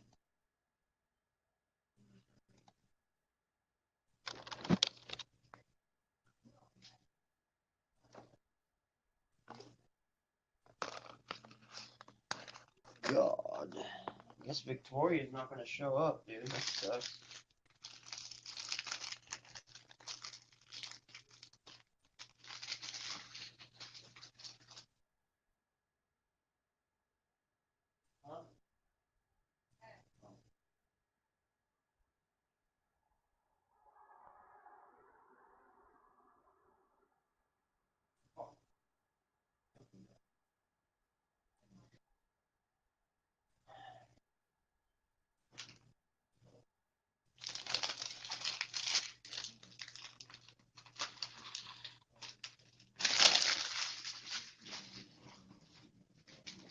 How many do you have left?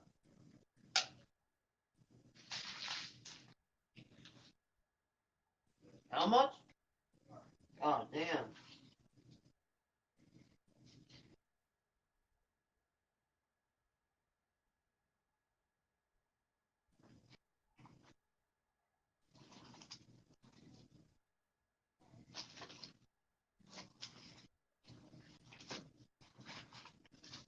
Right.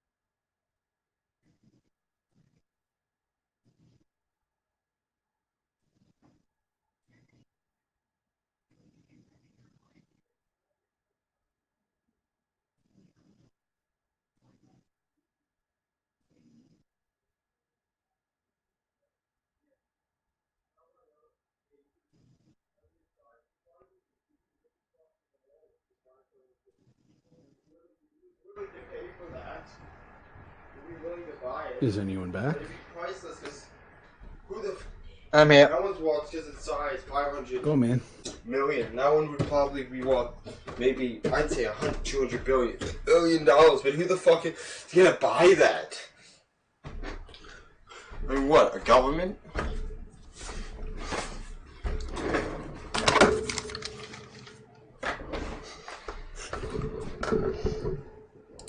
I'm back. How's it going? Pretty good. Okay. So, give me a notice awareness. Wait, I don't think everyone's back yet. Is everyone back? I'm back. Ping. All right, so Movin's back. Verum, you're back. I have plates. Who's a Ergo? That's me. Which character is that? It's Snow. Oh, is it Snow? Oh, okay. I mean, it has the same image, so He might have his on characters only. Or names only, I mean. All right, so the guy that's not here today, what's his character again? His character is I'm gonna message him today and tomorrow, and if he doesn't get back to me, his character is he never existed. Right, but what was his character? A Hedge Knight, I believe. Yeah. Yeah. He didn't really ever tell me for sure. He was doing a lot of speculation, but never made a decision. When I was talking to him, anyway. Yeah, if he's If you not going look to be at Discord, you can responsive, see he's playing. If you look at Discord, it identifies him as playing Star Wars Yeah, I saw that. something or other. Yeah, Knights of the Old Republic. Never played it. I hope it was a good game, but it was a good game. It is a good game. Knights or the MMO? Yeah, is it the MMO or is it the? Yeah, I believe that one's the MMO. Okay, the single player meh. was good. yeah. Okay, enough bad mouthing Star Wars demo. I have philosophical problems with MMOs, at least in their current iteration. Yes, Yeah. I'm looking forward to Chronicles of Illyria. The only MMO that I'm. The only MMO I play is RuneScape because I have no life, and I like my brother plays. and I like punishing myself. Both of my brothers play RuneScape too. What is Knights of Illyria? Is that No, Game of it's Thrones? Chronicles of Illyria. It is a very type of environment. It's very low. It's low magic. It's going to be coming out in about a year. But everything from the kings all the way down to the mayors and the people like the commoners are all players, but there's a bunch of NPCs as well. So like my character, like I'm going to be a mayor, right? So I'm going to be running a town, but the guy that's above me, my count, he's another player, obviously. So the Duke is a player. The King is a player. So can you just go out fucking everything? Be that one guy who just fucks everything up. You could try, but the thing is, they are not. Griefing is going to be hard to do because, like, say for instance, you come into my town and you're attacking people, right? Okay, well, eventually you're going to go down because there's guards, there's all kinds of NPCs that are going to attack you, and you're going to go down, right? Okay, so when you show up back in town again, everyone is going to be hostile to you because guess what? You are a known criminal. Okay, that sounds cool. Let's get back to the game. So, can you you guys give me, let's see, an awareness check? Awareness notice? Notice, hold on. I was peeking from underneath my my eye patch, and everything looks so clear. It's awesome. 16 for me. Oh wait, that's Verum. I got a 14. Okay, Verum, you notice? I forgot. So hold on, let me just move to the map layer because I can't see my notes. What did you say? Because you blocked out for like half of what you just said. I said let me move to the map layer because I can't see my GM notes on some of the tokens. I am on the map. It keeps going. You keep going out, Brett. Something happens to when you're talking. Yeah. I'm using push to talk, so I should probably hold it in longer when I'm talking. Right. Okay. Yeah. Because a lot of times you'll start talking and it will get it'll cut off before or after your words sometimes. Yeah. That's probably push talk doesn't work as well as it should. Because Discord. Let's stop police people. Let's not make a better service. Like every service. No, who cares about functionality? We can bot police. That makes sense. And people who criticize our shitty service, let's stop police them and say they're saying mean things. Modern technology companies. Okay, who got a 16? I did. That was Verum, right? Verum, you notice this old bookshelf that just appeared? This decrepit old bookshelf with some rotting-looking books on it. Where did that bookcase come from? It just magically appeared. It didn't magically appear. It was just It was on the GM layer. Basically, it was hard to notice. Okay, so I walk in and you're talking about the one at the bottom, right? Yeah. I don't notice. Where's the door at? Up on the top? Yeah. So I guess I walk past the first bookcase, but for some reason the second bookcase. Oh, you also notice there's something weird about the first bookcase. Okay, but you said my awareness check. I noticed the bottom. Yes, you noticed the bottom bookcase, but there's something weird about the top bookcase as well. Like the bottom bookcase was. Verum eyeballs the first bookcase as he walks past it, and then he walks up to the second bookcase and says, "Oh, lucky me, books." And I walk up to it and start looking at the different titles. The books are so you cannot tell what they I are. guess are they actual books or they scrolls?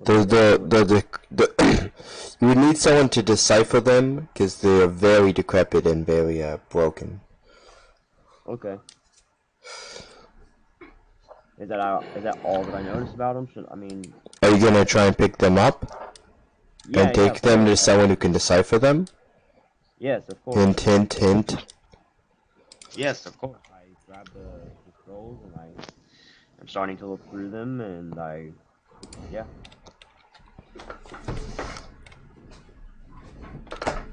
If I see this going on, I'm going to direct him to be very, very careful with those. They could be very, very old and brittle.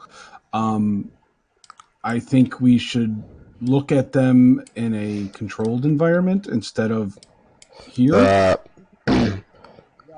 don't. Verum's pretty well read.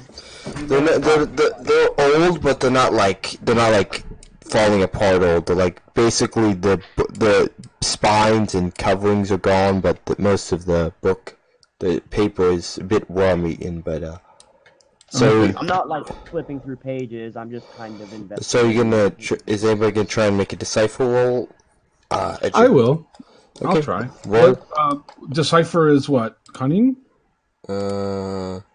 Decipher. Let me see. I think it's you can make an education to try and improve it to see what it's written in. All right. So let me make a normal education or normal education roll, right? Education or decipher logic or cunning decipher. All right. Hold on. I'm going to my education if I can find it here. Knowledge. There we go. Education.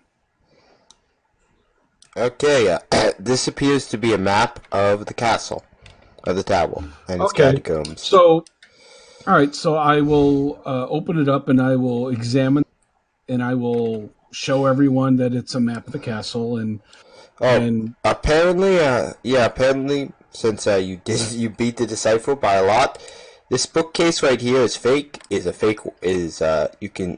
says in the notes that this is a fake bookcase. Well, not a fake bookcase, it just, it swings open, because, you're a dick, and your character is way too good at this, and you're ruining my game.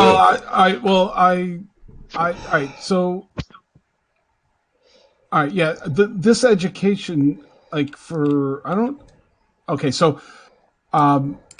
you know pretty much everything there is to know about this book. You read through it, you were able to decipher everything, because the check was a 16, and you got a 24. Okay. You beat it by 3 degrees. With that, I will. I'm going to point out this bookcase that we just got. This book is a false bookcase. There's an opening behind it, and then I will also point out any other anomalies that I see on the map. Oh yeah, you also there's a note about hidden treasure. Since you did beat it by this much, I'm not trying to give this to you. You just did it. Okay, so there's possibly that there's a hidden treasure. Would it be behind this bookcase, or would it be somewhere else? There's a hidden passage to the tunnels, I think, behind the bookcase. Yeah, no, there's not. You do find see 2 treasure chests. You find them behind the bookcase. Well, behind the bookcase, and it's basically the guy. It's a hastily written in a note, and it's under a loose, not floorboard, but floor rock.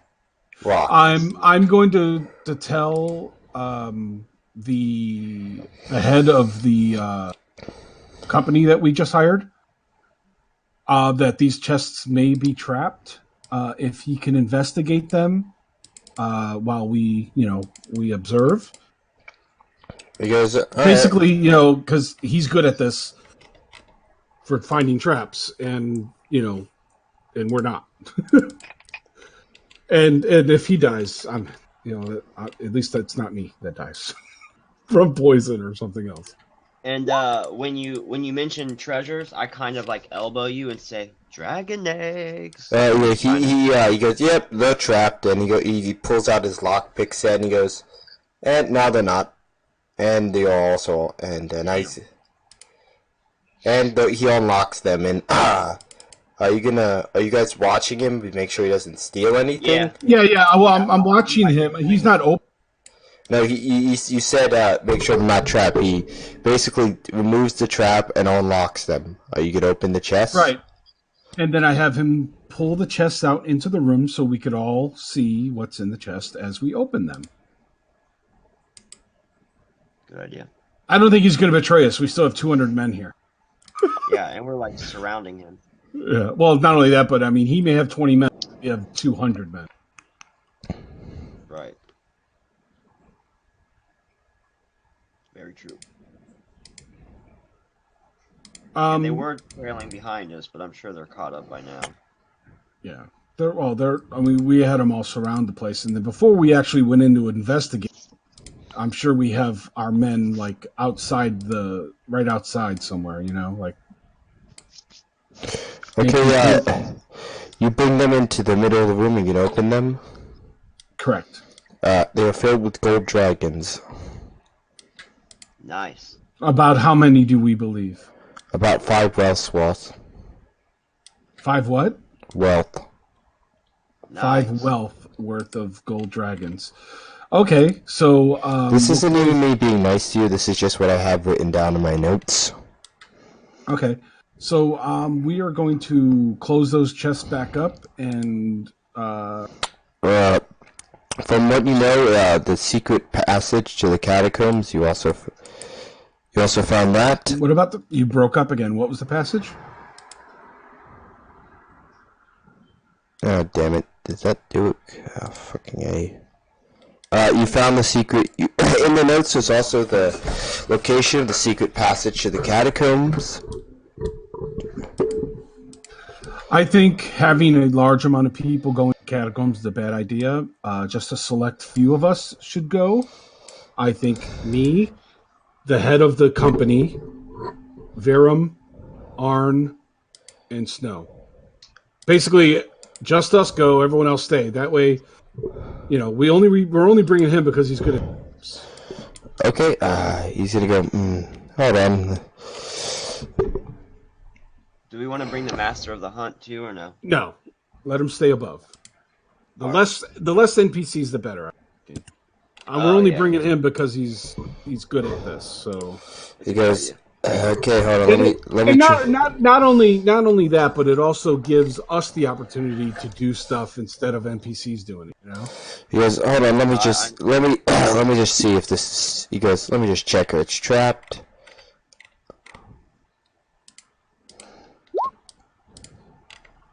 He goes. Yep, it's trapped.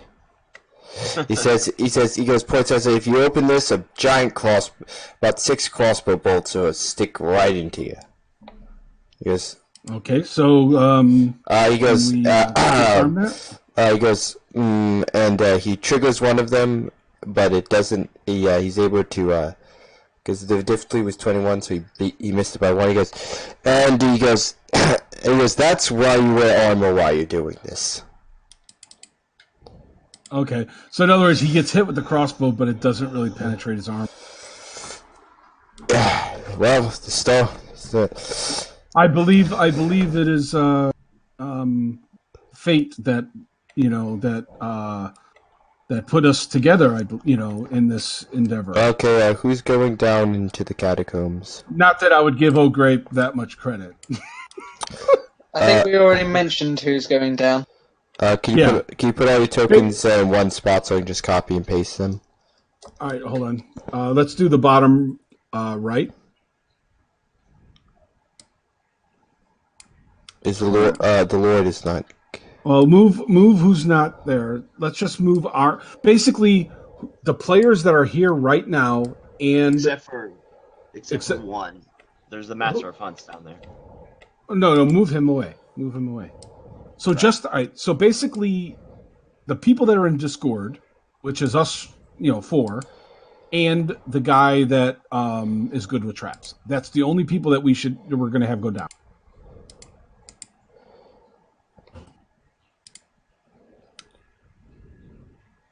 I'm going down because of the architecture to make sure it's sound, that kind of stuff.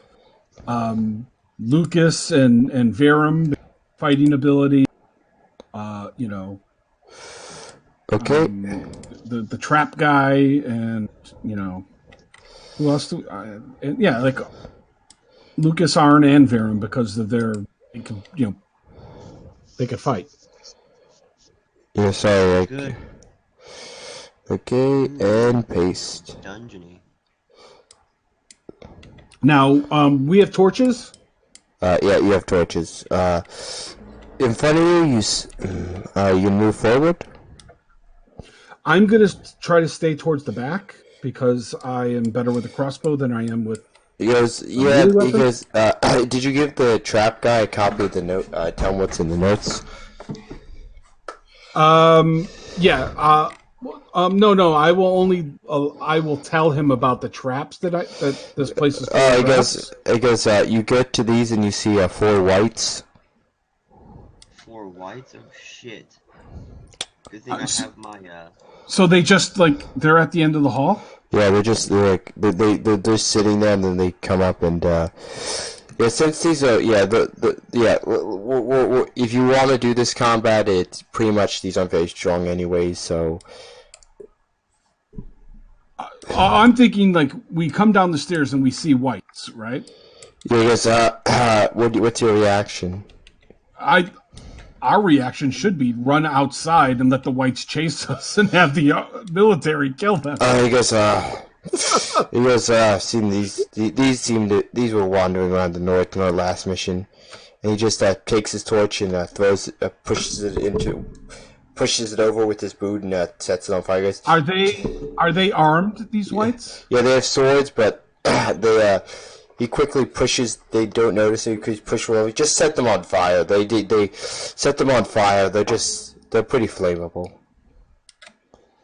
And the first one is. So, do you guys want to roll initiative or something? Or how are you going to handle this? Yeah, he just sets the first one on fire, and it just goes up pretty much. Okay, so. Because he says they're flammable, guys. So everybody use your torches and. Okay, roll for initiative, which is agility plus quickness. All right, so yeah, I haven't done this yet. So, all right, so basically, we're gonna make a quickness roll. Okay, I can just tell you they have agility of 1, so all of you guys go before they do, and there's no way they can kill you or do any damage. So yeah, that's done. Not trying to do it. Just the entire combat's kind of pointless because you're just going to win. I know, but it'll also give us the ability to try combat. Oh well, I already deleted the tokens and I don't have a copy. Okay. Sorry if I'm being impulsive. It's just that it would basically be the equivalent of you stabbing them and them dying. Because I should have put stronger enemies down here. Sorry if I'm trying to rush things. I'm not trying to rush anything. It's just kind of the combat was kind of pointless. Okay. All right. So why put it there then? Because I forgot how good you guys were at combat when I was writing this encounter, and I forgot that you guys are pretty good combat characters. So I probably should put something that was stronger.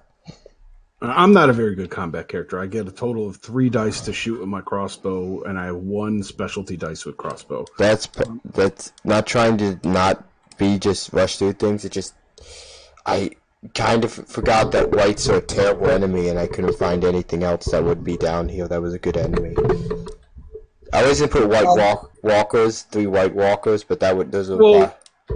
But in Game of Thrones, whites are almost unheard of at this time, correct? Yeah. Well, the Starwood Wolves have been south of the wall, and they have relations with the wildlings, and they've seen them. They don't think much of them. Because, they're mercenaries. He says, yeah, I don't know what those are, but Apparently they revive dead men. It just sets all of them. Basically, I set them all on fire. Pay them no mind. They're very easy to kill. I mean, in all honesty, my reaction is holy shit, because like, what is this? You know? Like, I want to, and I would want to examine corpses. Well, most of them are ash and burnt bones, so you're not gonna. Give me an education roll. I'm going to then tell the leader of the other company. What's his name again?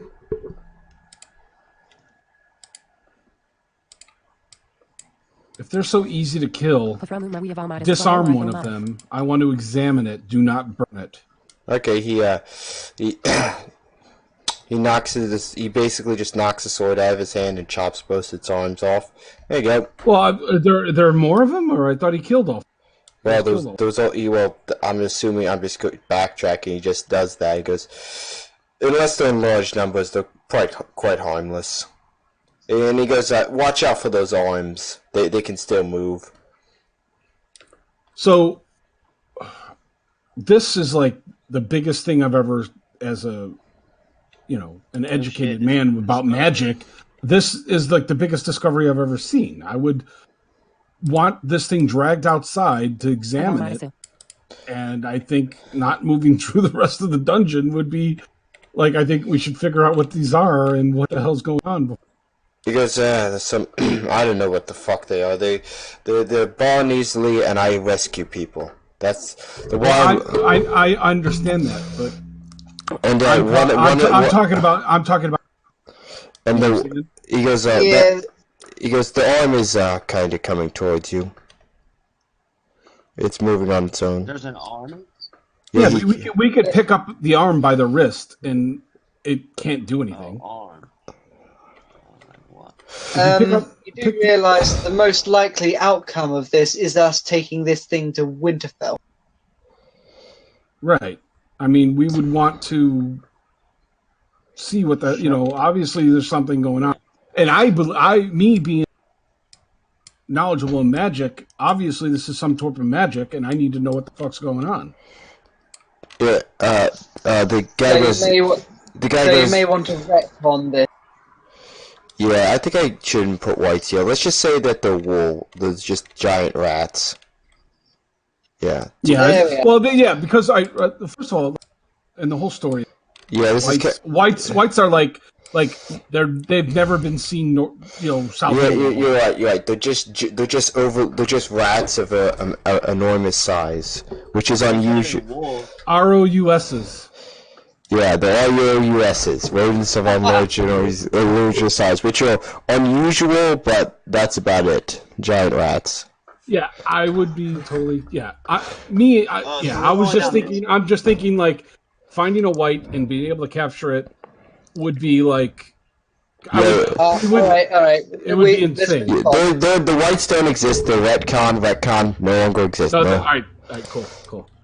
Okay. So I want to roll an awareness roll. The cave or the caverns that you have here seem to be not enormously extensive, but they still have some room to them. Is this all there is? Like, roll awareness. Yeah, that's what I was wondering.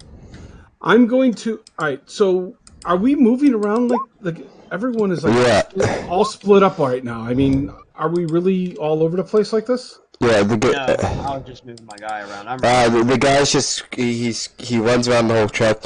No traps, just an old bunch of old dusty books. Let's see. All right, so I guess there's a he says there's a door here, and you get a door. If you highborn, he goes, well, technically I'm a highborn, but you mainly spend too much time to understand colloquialisms. No, it's just your mouth's really close to the microphone. Anyway, so I came down here with him to the door, and I rolled a 20 on that awareness, by the way. Yeah, you notice that there's a door here. Okay. If there's no immediate danger, once the rats are dealt with, I'm going to be wandering these catacombs, looking at the architecture, making sure it's sound, and things like that. It appears that the architecture is quite sound. It's actually in quite good shape for being abandoned for a few hundred years. Well, maybe a few thousand years. I don't know how long this place has been here. So this is about the size of like a small castle underneath the ground. Yep, it's like it's pretty big. Like it could essentially be the basement of a castle. Well, it could be the basement of a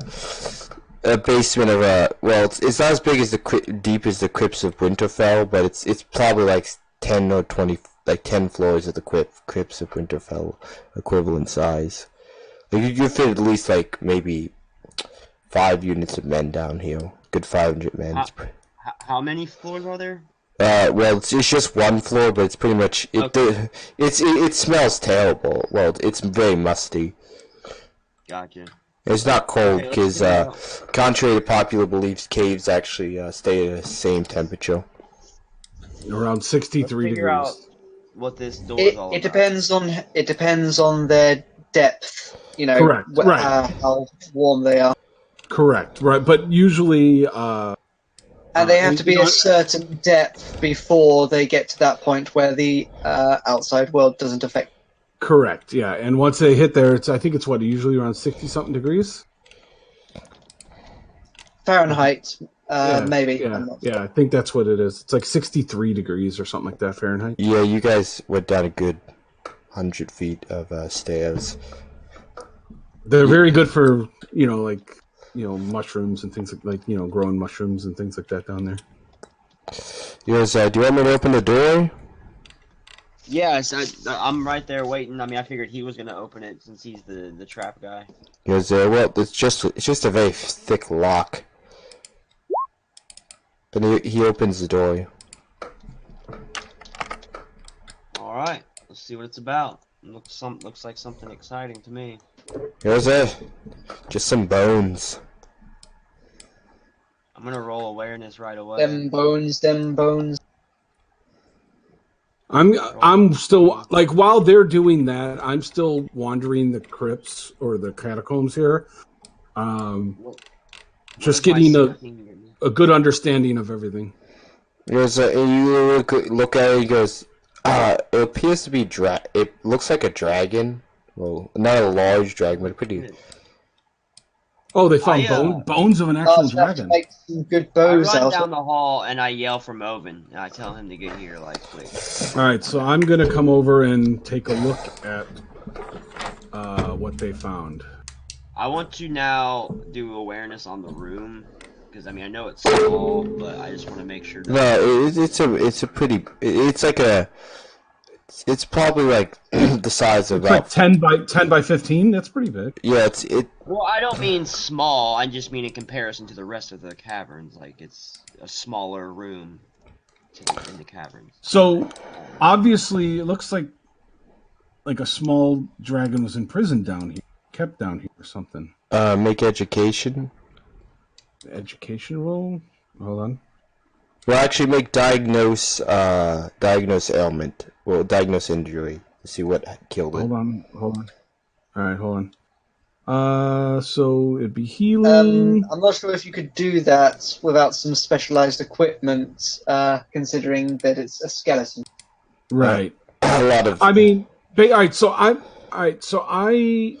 want to make an education roll to see if I know much about dragons. Now, do dragons fall under magic? Yeah, magic. Technically, they are beings of magic, so yeah. Okay. So I get a total of 8 dice for... Okay, 8 dice plus 4. So, hold on. So I get... I have to roll 8. Hold on a second. D6 plus 4. So, a 38 for my knowledge of these dragon bones. First of all, are they legit? Yeah, these are legitimately dragon bones. And, I tell everyone not to touch them. They are legitimately dragon bones. Well, since you got a 38, and that's kind of broken. There's some broken traits in this game. But, you know exactly, apparently Well, it's a dragon. First, the DC for it should be roughly around 30 to know anything. Well, heroic DC is 21. So, and even if the DC was 30, you still beat it by... Arn wants to know how many bones can be recovered to make bows. Whoa! Don't grab anything yet. About 5 you can make about 5 bows from it. I tell them not to touch them. They need to be looked at first. You can tell that there was a long time ago. There was a Targaryen who was flying around on a dragon, and there's a legend. Does this dragon look big enough to be able to support the weight of a yeah, person? it looks just big. Well, just big enough to support about 3 people. So, and you also see next to the corpse a human skeleton. Okay. Is there any gear on the dragon or the skeleton or in? There's some chains, and there's a. So that this dragon was chained. Is the collar big enough for? Well, no, the dragon, like, there's chains, like rusted chains attached to, like, what appears to be an old, mostly decrepit, mostly chewed away saddle. The chains are attached. Okay, so this person, all right, so the dragon was not chained to the wall, or the person was not chained. Yeah, the Targaryens chain themselves to the dragon, so, because, when you're flying on a dragon, you don't want to fall off. Right, okay. Smart.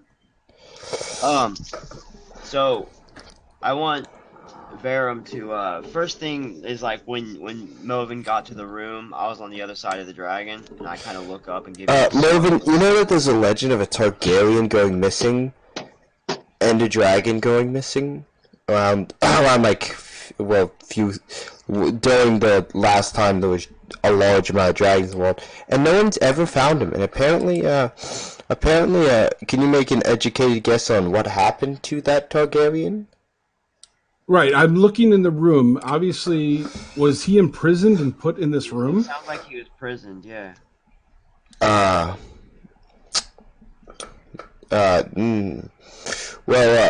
One of his Did it look like he was?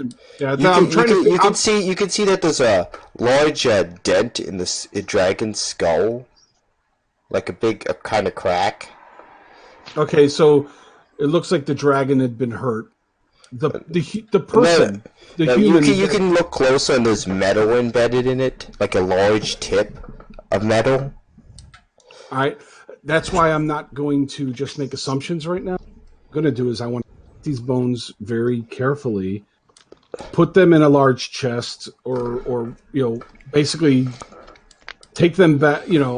I now don't even want to go to Queen King's Land. I want to go back to the castle and do nothing but research this stuff. There's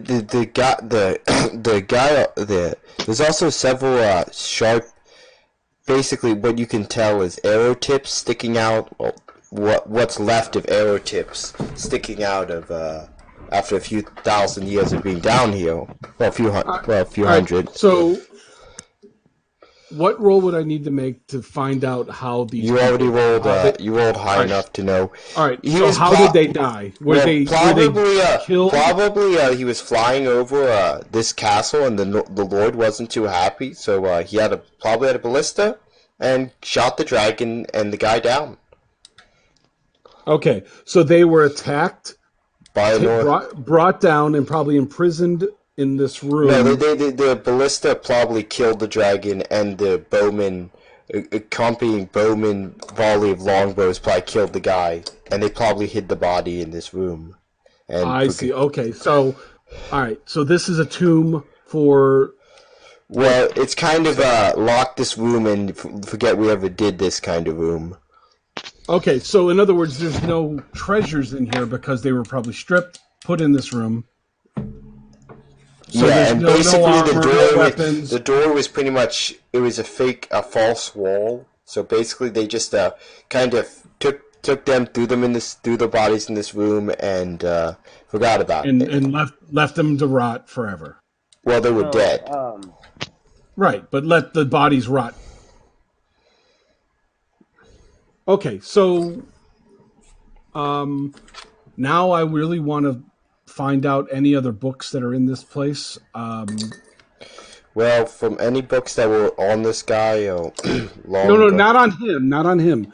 In the castle itself. Basically, I forgot to reveal something. Hold on, let me reveal I it. want to research the castle to find out if there's any indication of what they did to this guy, this Targaryen and his dragon. I could write about that, and things like that. So I forgot to reveal that. That's the last thing that was revealed because you did beat the DC for it. So when Movin initially came in, Varum gave him a smug smile because although it's not a dragon bone, he still just wants to be, or even although it's not a dragon egg, he still yes. wants to be There's a dragon, dead He wants to be dragon. Varum, I forgot to reveal this. You find there's one more trapdoor. Okay, so I was going to say, like, I was trying to do this forever ago, but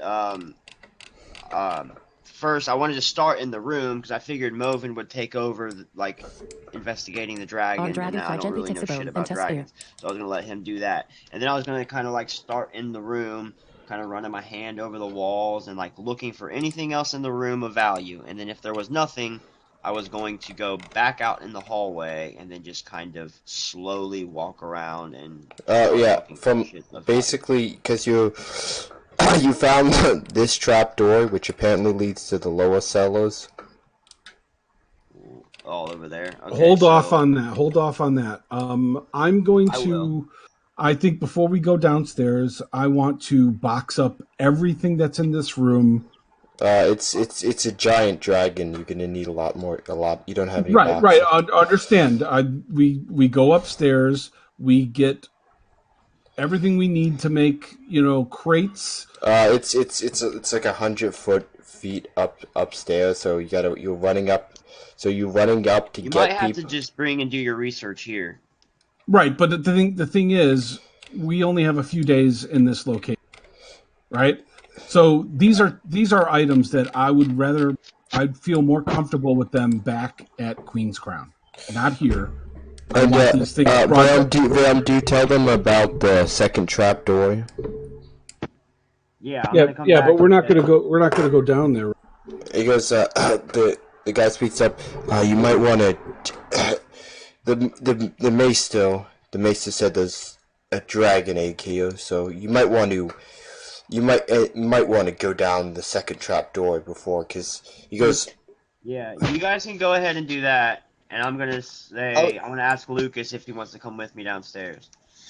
The dragon's been here for who knows how long. He says, the guy says, I can't keep my men from wandering around here when they're drunk if they're going to be guarding the place, so I would feel more comfortable seeing what's on the bottom floor. Okay, well, apparently there's something downstairs if you want me to go, so I'm just gonna go ahead and say, I asked Lucas if he wanted to come with me. You guys go check it out. I'm going to stay here with the dragon bones. That's cool. If you want to, maybe go upstairs and start like having them box it up, like have somebody come down and help you box it up while we're downstairs. That way, by the time we come up, you're just ready to go. Right. Basically, what I want to do is I want to take all the books, the bones of the Targaryen and of the dragon, box them all up, and then we're sending them back to Queen's Crown so I could look at them at a later date. Sounds good. All right, let's go downstairs. Come on.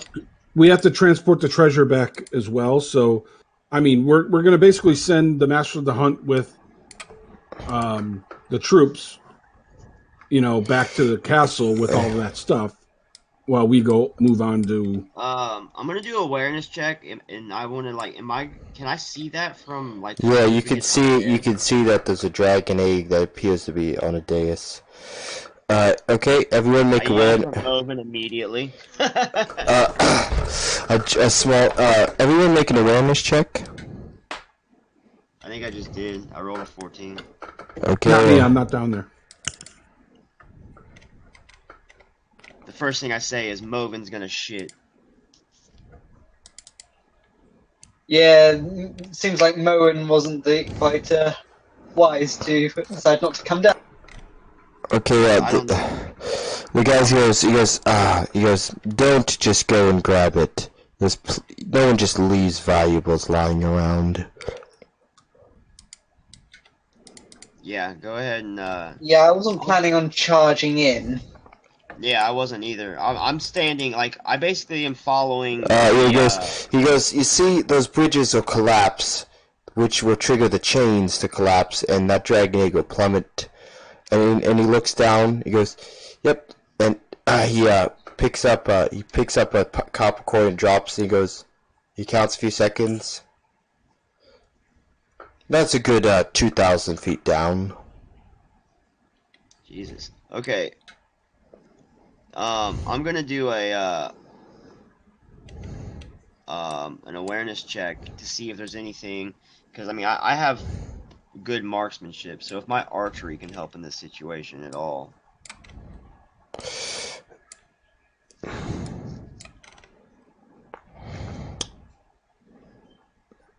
Are you guys gonna look around? Yeah. Let's roll an awareness check, I guess. Rolled a 12. So I roll a 12 as I'm walking around. See if there's anything else in any of these rooms, anything of value at all. Yeah, and I'll do the same. I guess there's something in this room, huh? And that room. So I meet back up with him and I say it looks to be like there's some kind of levers in there. I'm talking to the head of the okay, he's gonna put down. He goes, okay, he's gonna go look at them. He goes, okay. Maybe if we release them both at the same time. He said, yeah, he's gonna make a trap hole. Okay, from what I can do, my extensive knowledge of traps, you have to pull both the levels at the same time. So, you there, and on the count of 3, pull them. He goes... Alright. He goes... he says, go on, move to the levels. Be here in the middle with him, because I want to be able to catch the dragon egg, because the dragon egg doesn't fall. The pull the levels both at the same time, and it secures the chains, and then you can just grab the dragon egg. Okay. It's an old type of alarm system, so you need at least 3 men here, so no one can steal it. Quite clever, if you ask me. We're doing a pretty good job of stealing it. Well, most of the people who are probably here to guard it are probably dead. He goes, okay, on the count of 3. Go, little lordling. To the other level. Ah. 1, 2, 3. On the count of 3. Yes. Oh, 1, 2, 3. He goes, hold on. Okay, go. He goes, okay, let me just, don't grab it. This guy is really opinionated.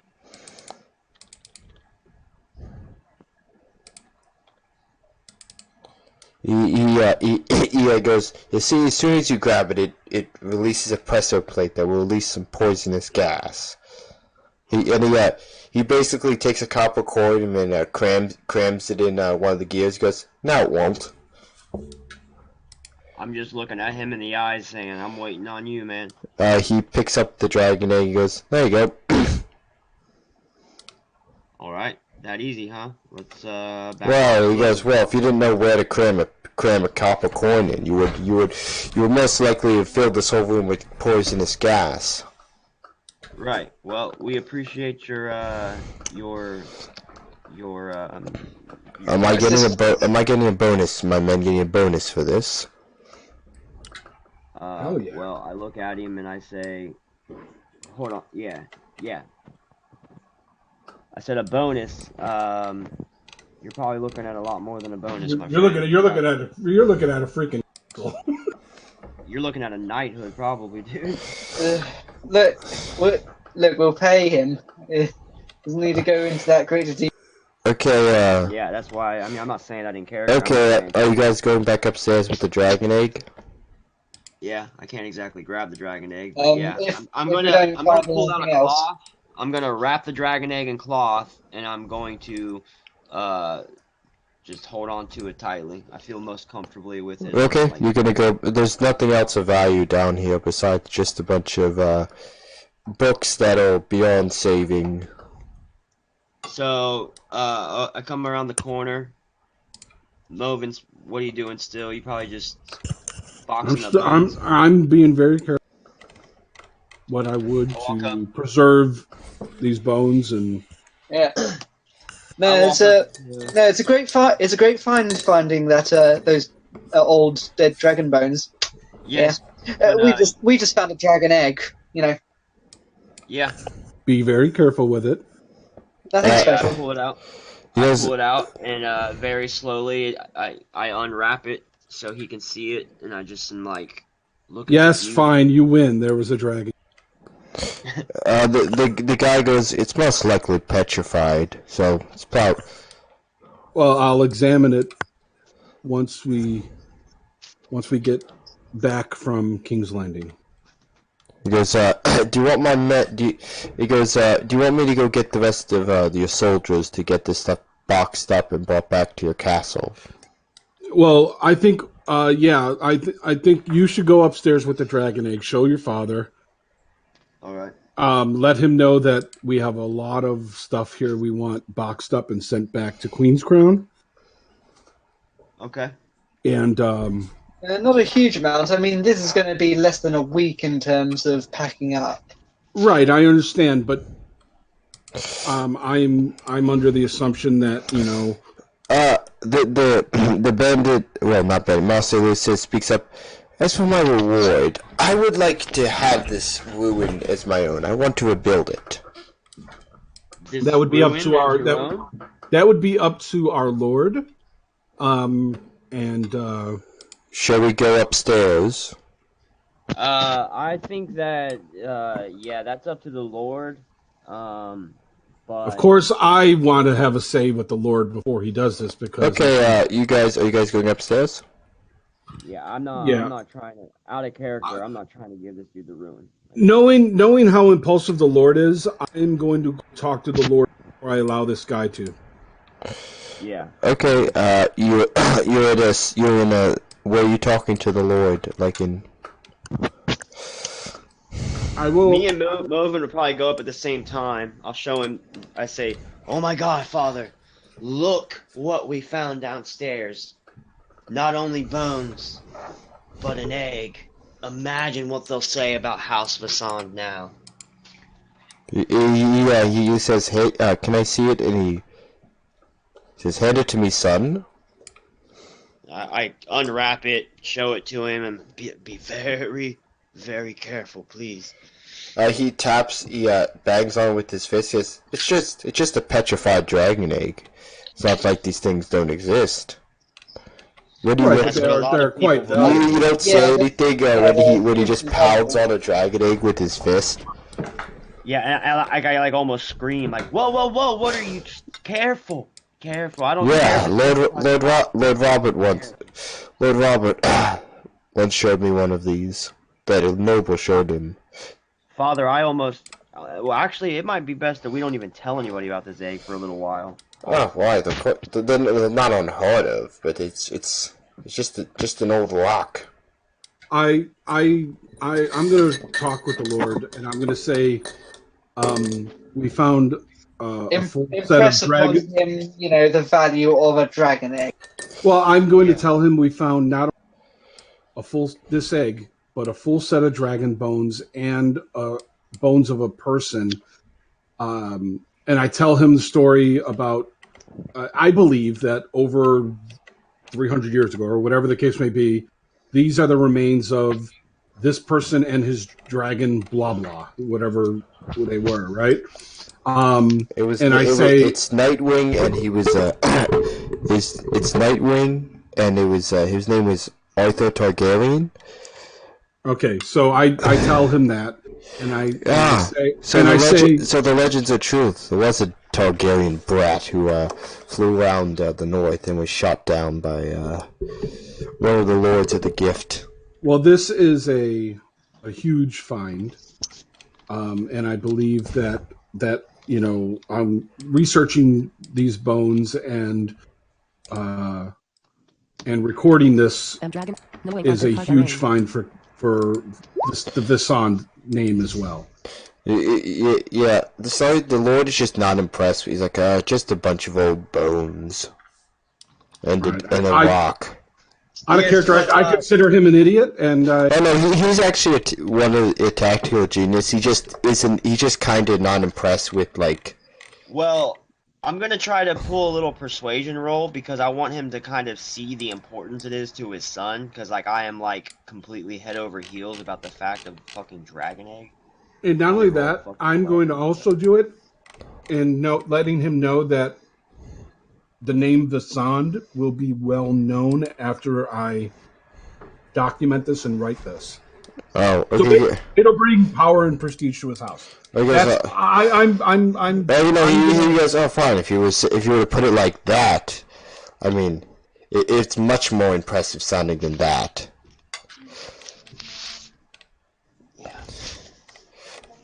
The Lord is not easily impressed by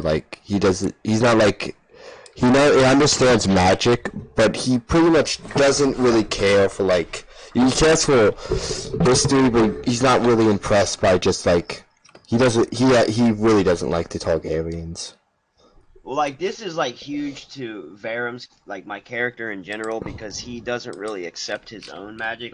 Not that he doesn't accept it, he just doesn't really divulge into it and he goes, okay, what about how did you? He goes, wasn't there a bunch of traps down there? You told me. How'd you disarm them? Reevaluate his own magic. Being a. I'm going to let him know that. I think this guy is a lost cause in terms of it trying to impress upon him, the kind of value of it. I mean, I consider him an idiot king. But, personally, I think Baron would be a better king. But anyway, I will say the leader of the whatever group was helpful in disarming many of the traps, but he. Well, bring him to me. I think he deserves a reward. I believe so too, but he has already expressed interest in these ruins and rebuilding. Now, I would say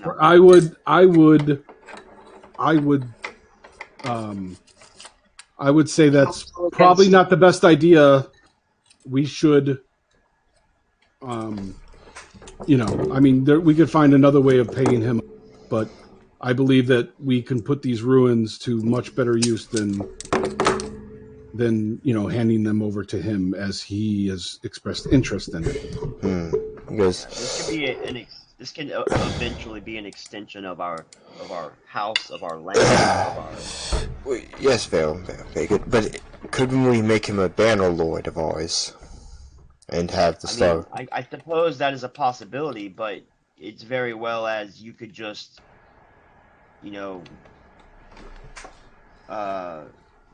make this a new town.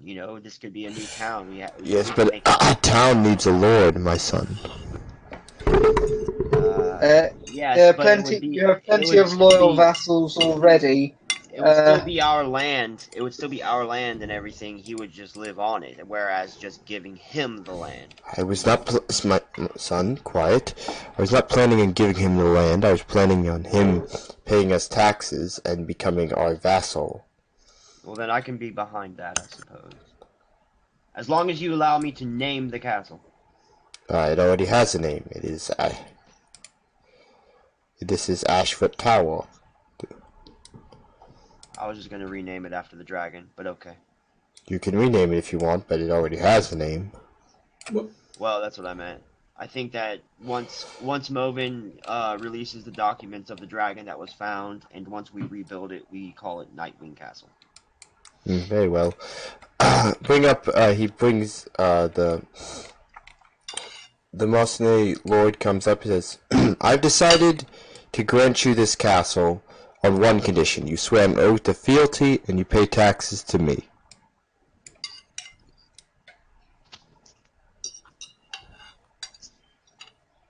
Any objections from my advisors? We've already expressed the objections. He didn't take it into account. And he goes, are you married? He goes, we need to make this alliance. And he brings his wife in and goes, he asks his wife is actually the one who does all the running of the castles. Who's the steward. She comes in and says, yes, Lord, yeah, yes. Or, she doesn't actually give it. He goes, what do you think of giving this man who helped us find, and he points to this dragon egg and this treasure, this castle, to be our vassal. And she looks at him like, you're just gonna give a random guy you just met a castle? He goes, and she goes, I have a better idea. I have a better idea. He goes, we will give him the castle under. No, she says under one but there's a few conditions. He must serve, and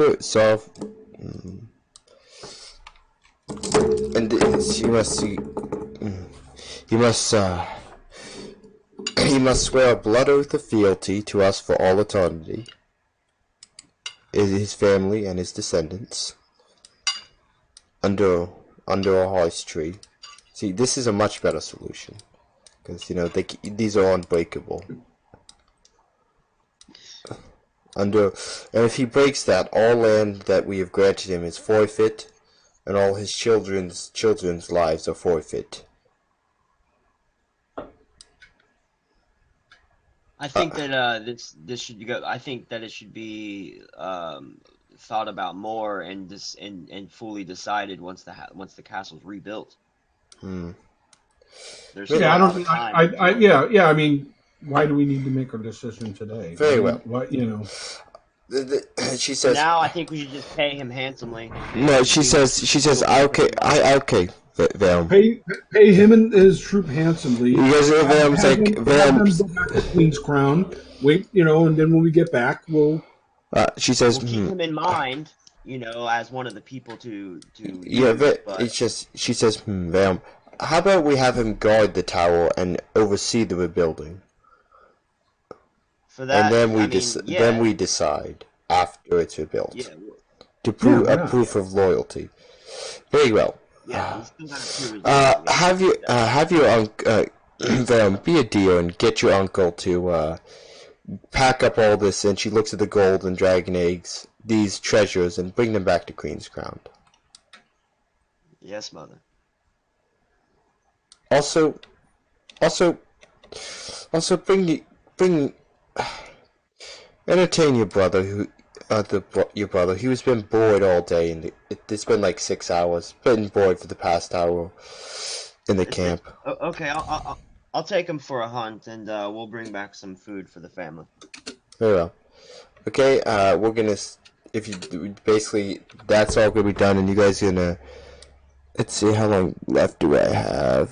This game's gonna be around another 40 minutes, so you're gonna set sail. We're gonna move on to Eastwatch. Eastwatch.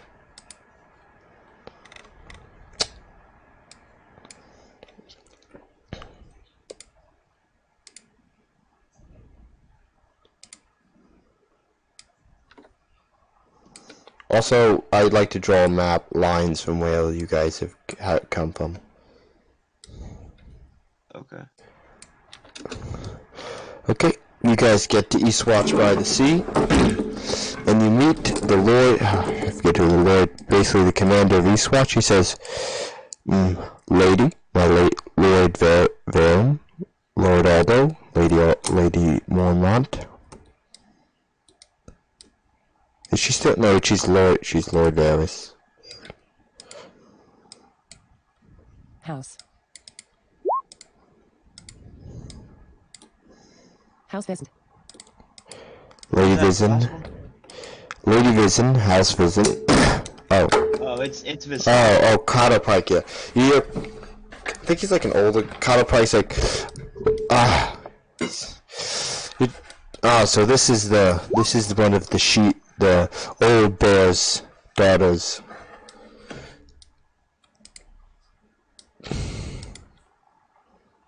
Yes, it's my father has told me a lot about you, Mr. Pike.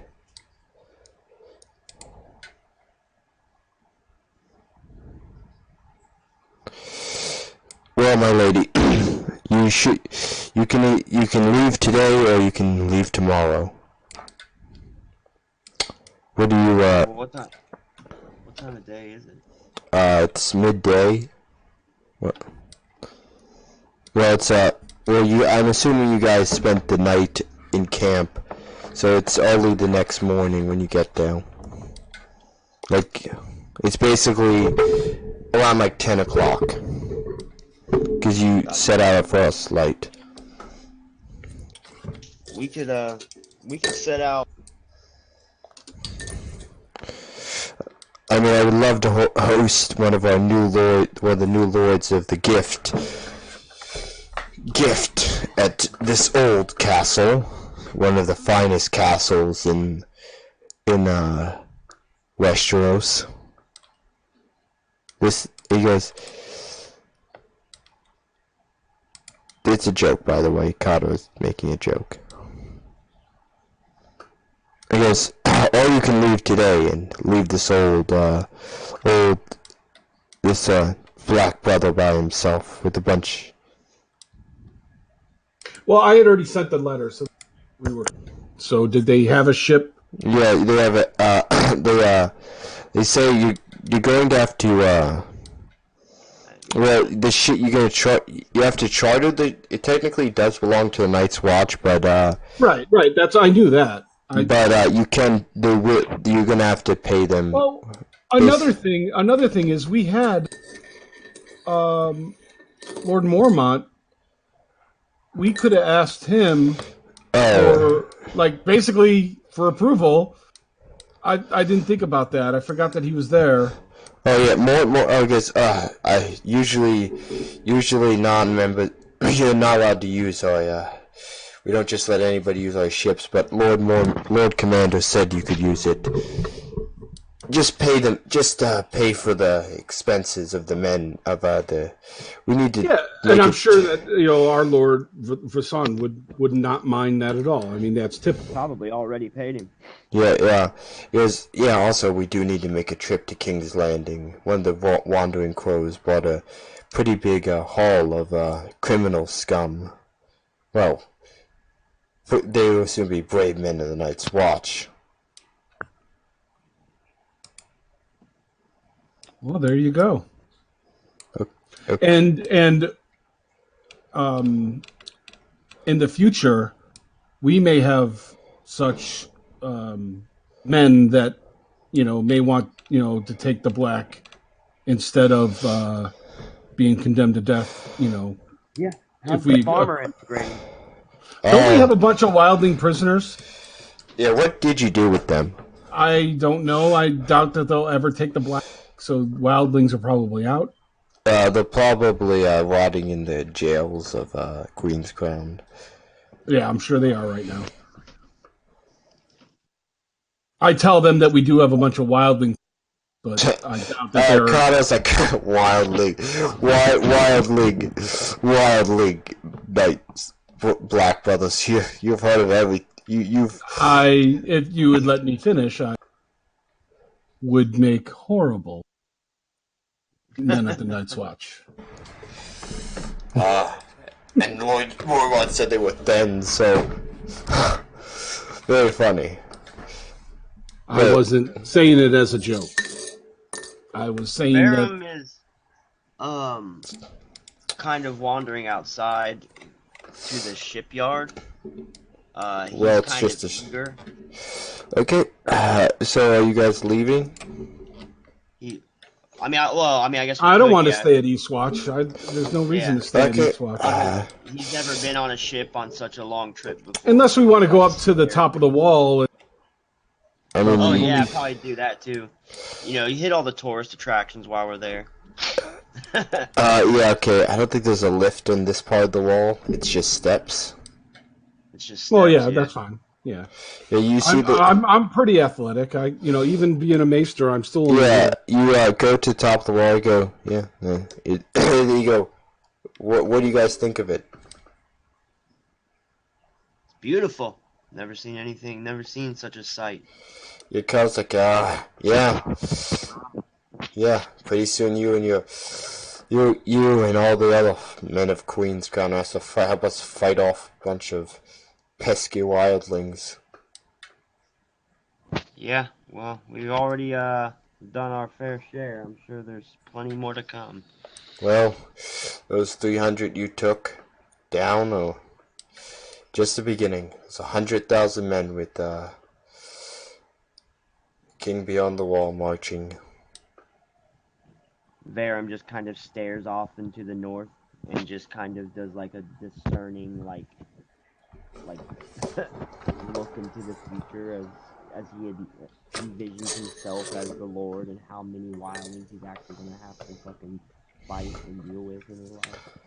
Stares off in the north thinking about it. Yes, it's probably good 100,000 men. I mean, we only have about 900. Well, around less than 1,000. But with Lord Aldo's men, we should be able to hold the wall. We could always get that. It's madness, man. Madness. Madness that they keep trying. How many times do we have to throw those wildlings back before they realize they're not? Hopefully the wall can hold them. You know, it's what it was made for. Carter's like, well, not exactly. It was made to hold off the others, but no one's seen them in hundreds of years, thousands of years, so who knows if they're even still around. It serves its purpose anyway. So yeah, he wants to get down. He's eager to. Yeah, it is really cold up here. Yeah. Okay, you guys go down and get on the boat, and hold on, let me just roll. Let's see, let me just, it's 3d6.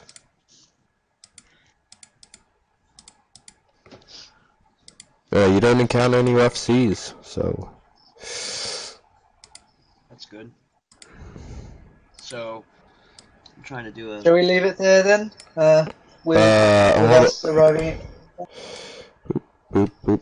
Oh, damn it, my lines suck. Why don't we end as soon as we get to the King's Landing? If we have any. Okay, Yeah, boop, that's what I boop. thought was happening. Well, you just rolled that we didn't encounter any rough seas, so I assume we get there without any issue.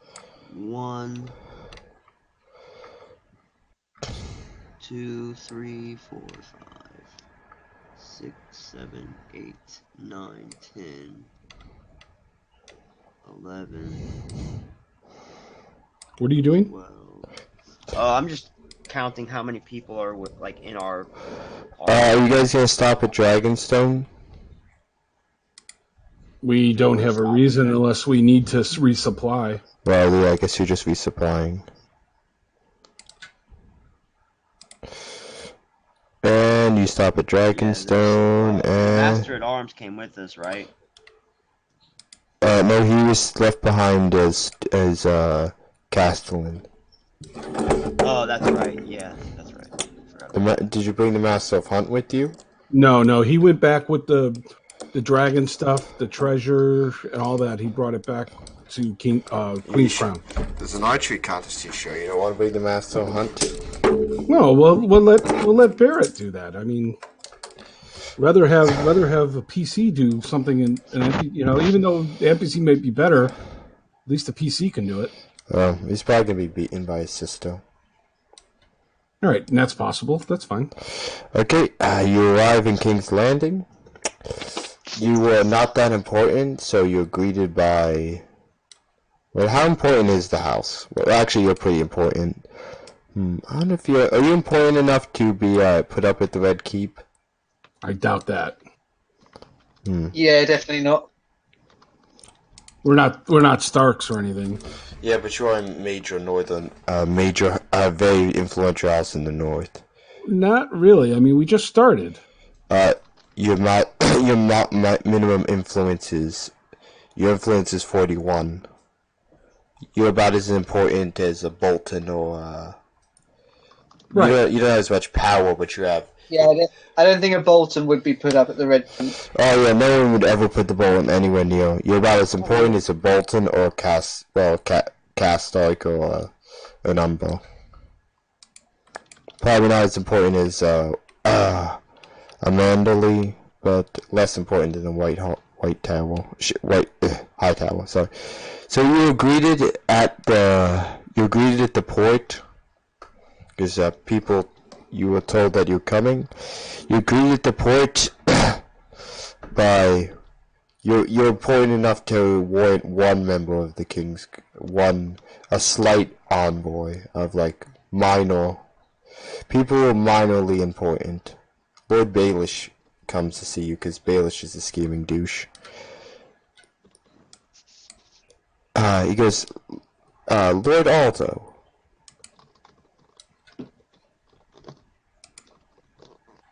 Sorry, that might be loud. What do you guys say to Lord Baelish and has about 10 members of the Gold Cloaks with him?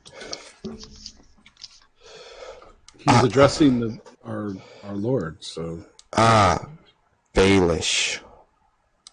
Yeah, basically it'll be between the Lord and Baelish. We don't have anything to say unless it's... He goes, this must be he goes, this must be Verum. Yes, that's me. You must be Lord Baelish. Correct, I am Littlefinger. He never calls himself Littlefinger. Oh, so no, he... Well, I know that Aldo's like, Lord Littlefinger. I address him as Lord Baelish. You must be Lord Baelish.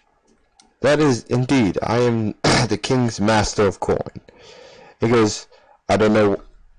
The king, since Lord Aldo is a friend of Lord Robert, King Robert. Yes. They fought many battles together. Yeah, and he's also a friend of Lord Stark's. Lord Stark Lord Stark will not be attending the tournament. The Starks aren't much for tournaments. Oh, really? That's a shame. I was hoping to see Rob here. Yeah, I did not. Okay. I did not expect them to come anyway.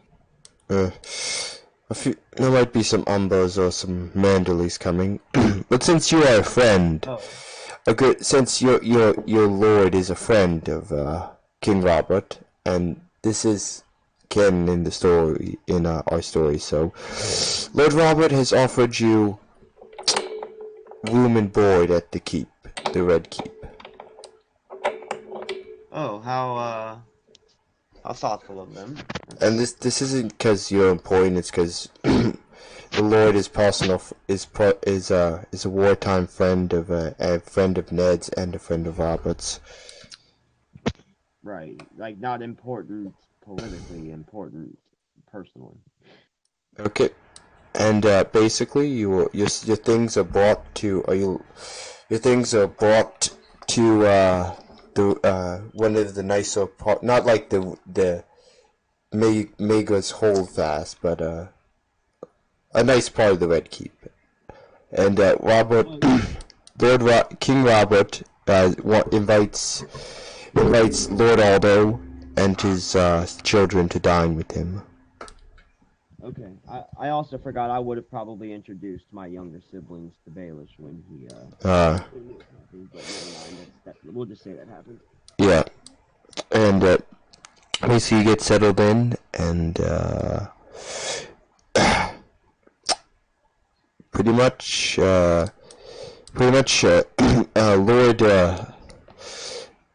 Jaime Lannister comes to, because he's been reduced to doing this. The king would like to invite you to dine with him. I don't know why he'd want to dine with a northerner, with just a random northern lord from nowhere, but Now this would be just the immediate family, right? Visand. Yes, Visand. So in other words, I won't be there. The bastard won't be there, and The Arn bastard would definitely not be there, but he says the lord is also. No, I'm talking out of character. There he goes. He goes. So. He goes. So you're the Kingslayer. Yes, that is my nickname. I've slain many. And you must be the giant of the man who crushed, the one King Robert is always talking about, the giant, the one man who is the equal, not equal to the mountain. Who are we? Who are we talking about? You're talking to Lord Aldo's talking Sir Jaime is talking to you. About who? Jaime to Aldo. Yeah, to Lord Aldo. Yeah, Jaime Aldo. Oh, I see. Okay. And he goes, maybe I'll see you in the tournament. It's, I don't like to show men what I can do. Good friend Ned told me that, but I shall all humor you northerners, you southerners. And we're gonna end there. And so sorry if it was a bit lengthy. The games are usually lengthy.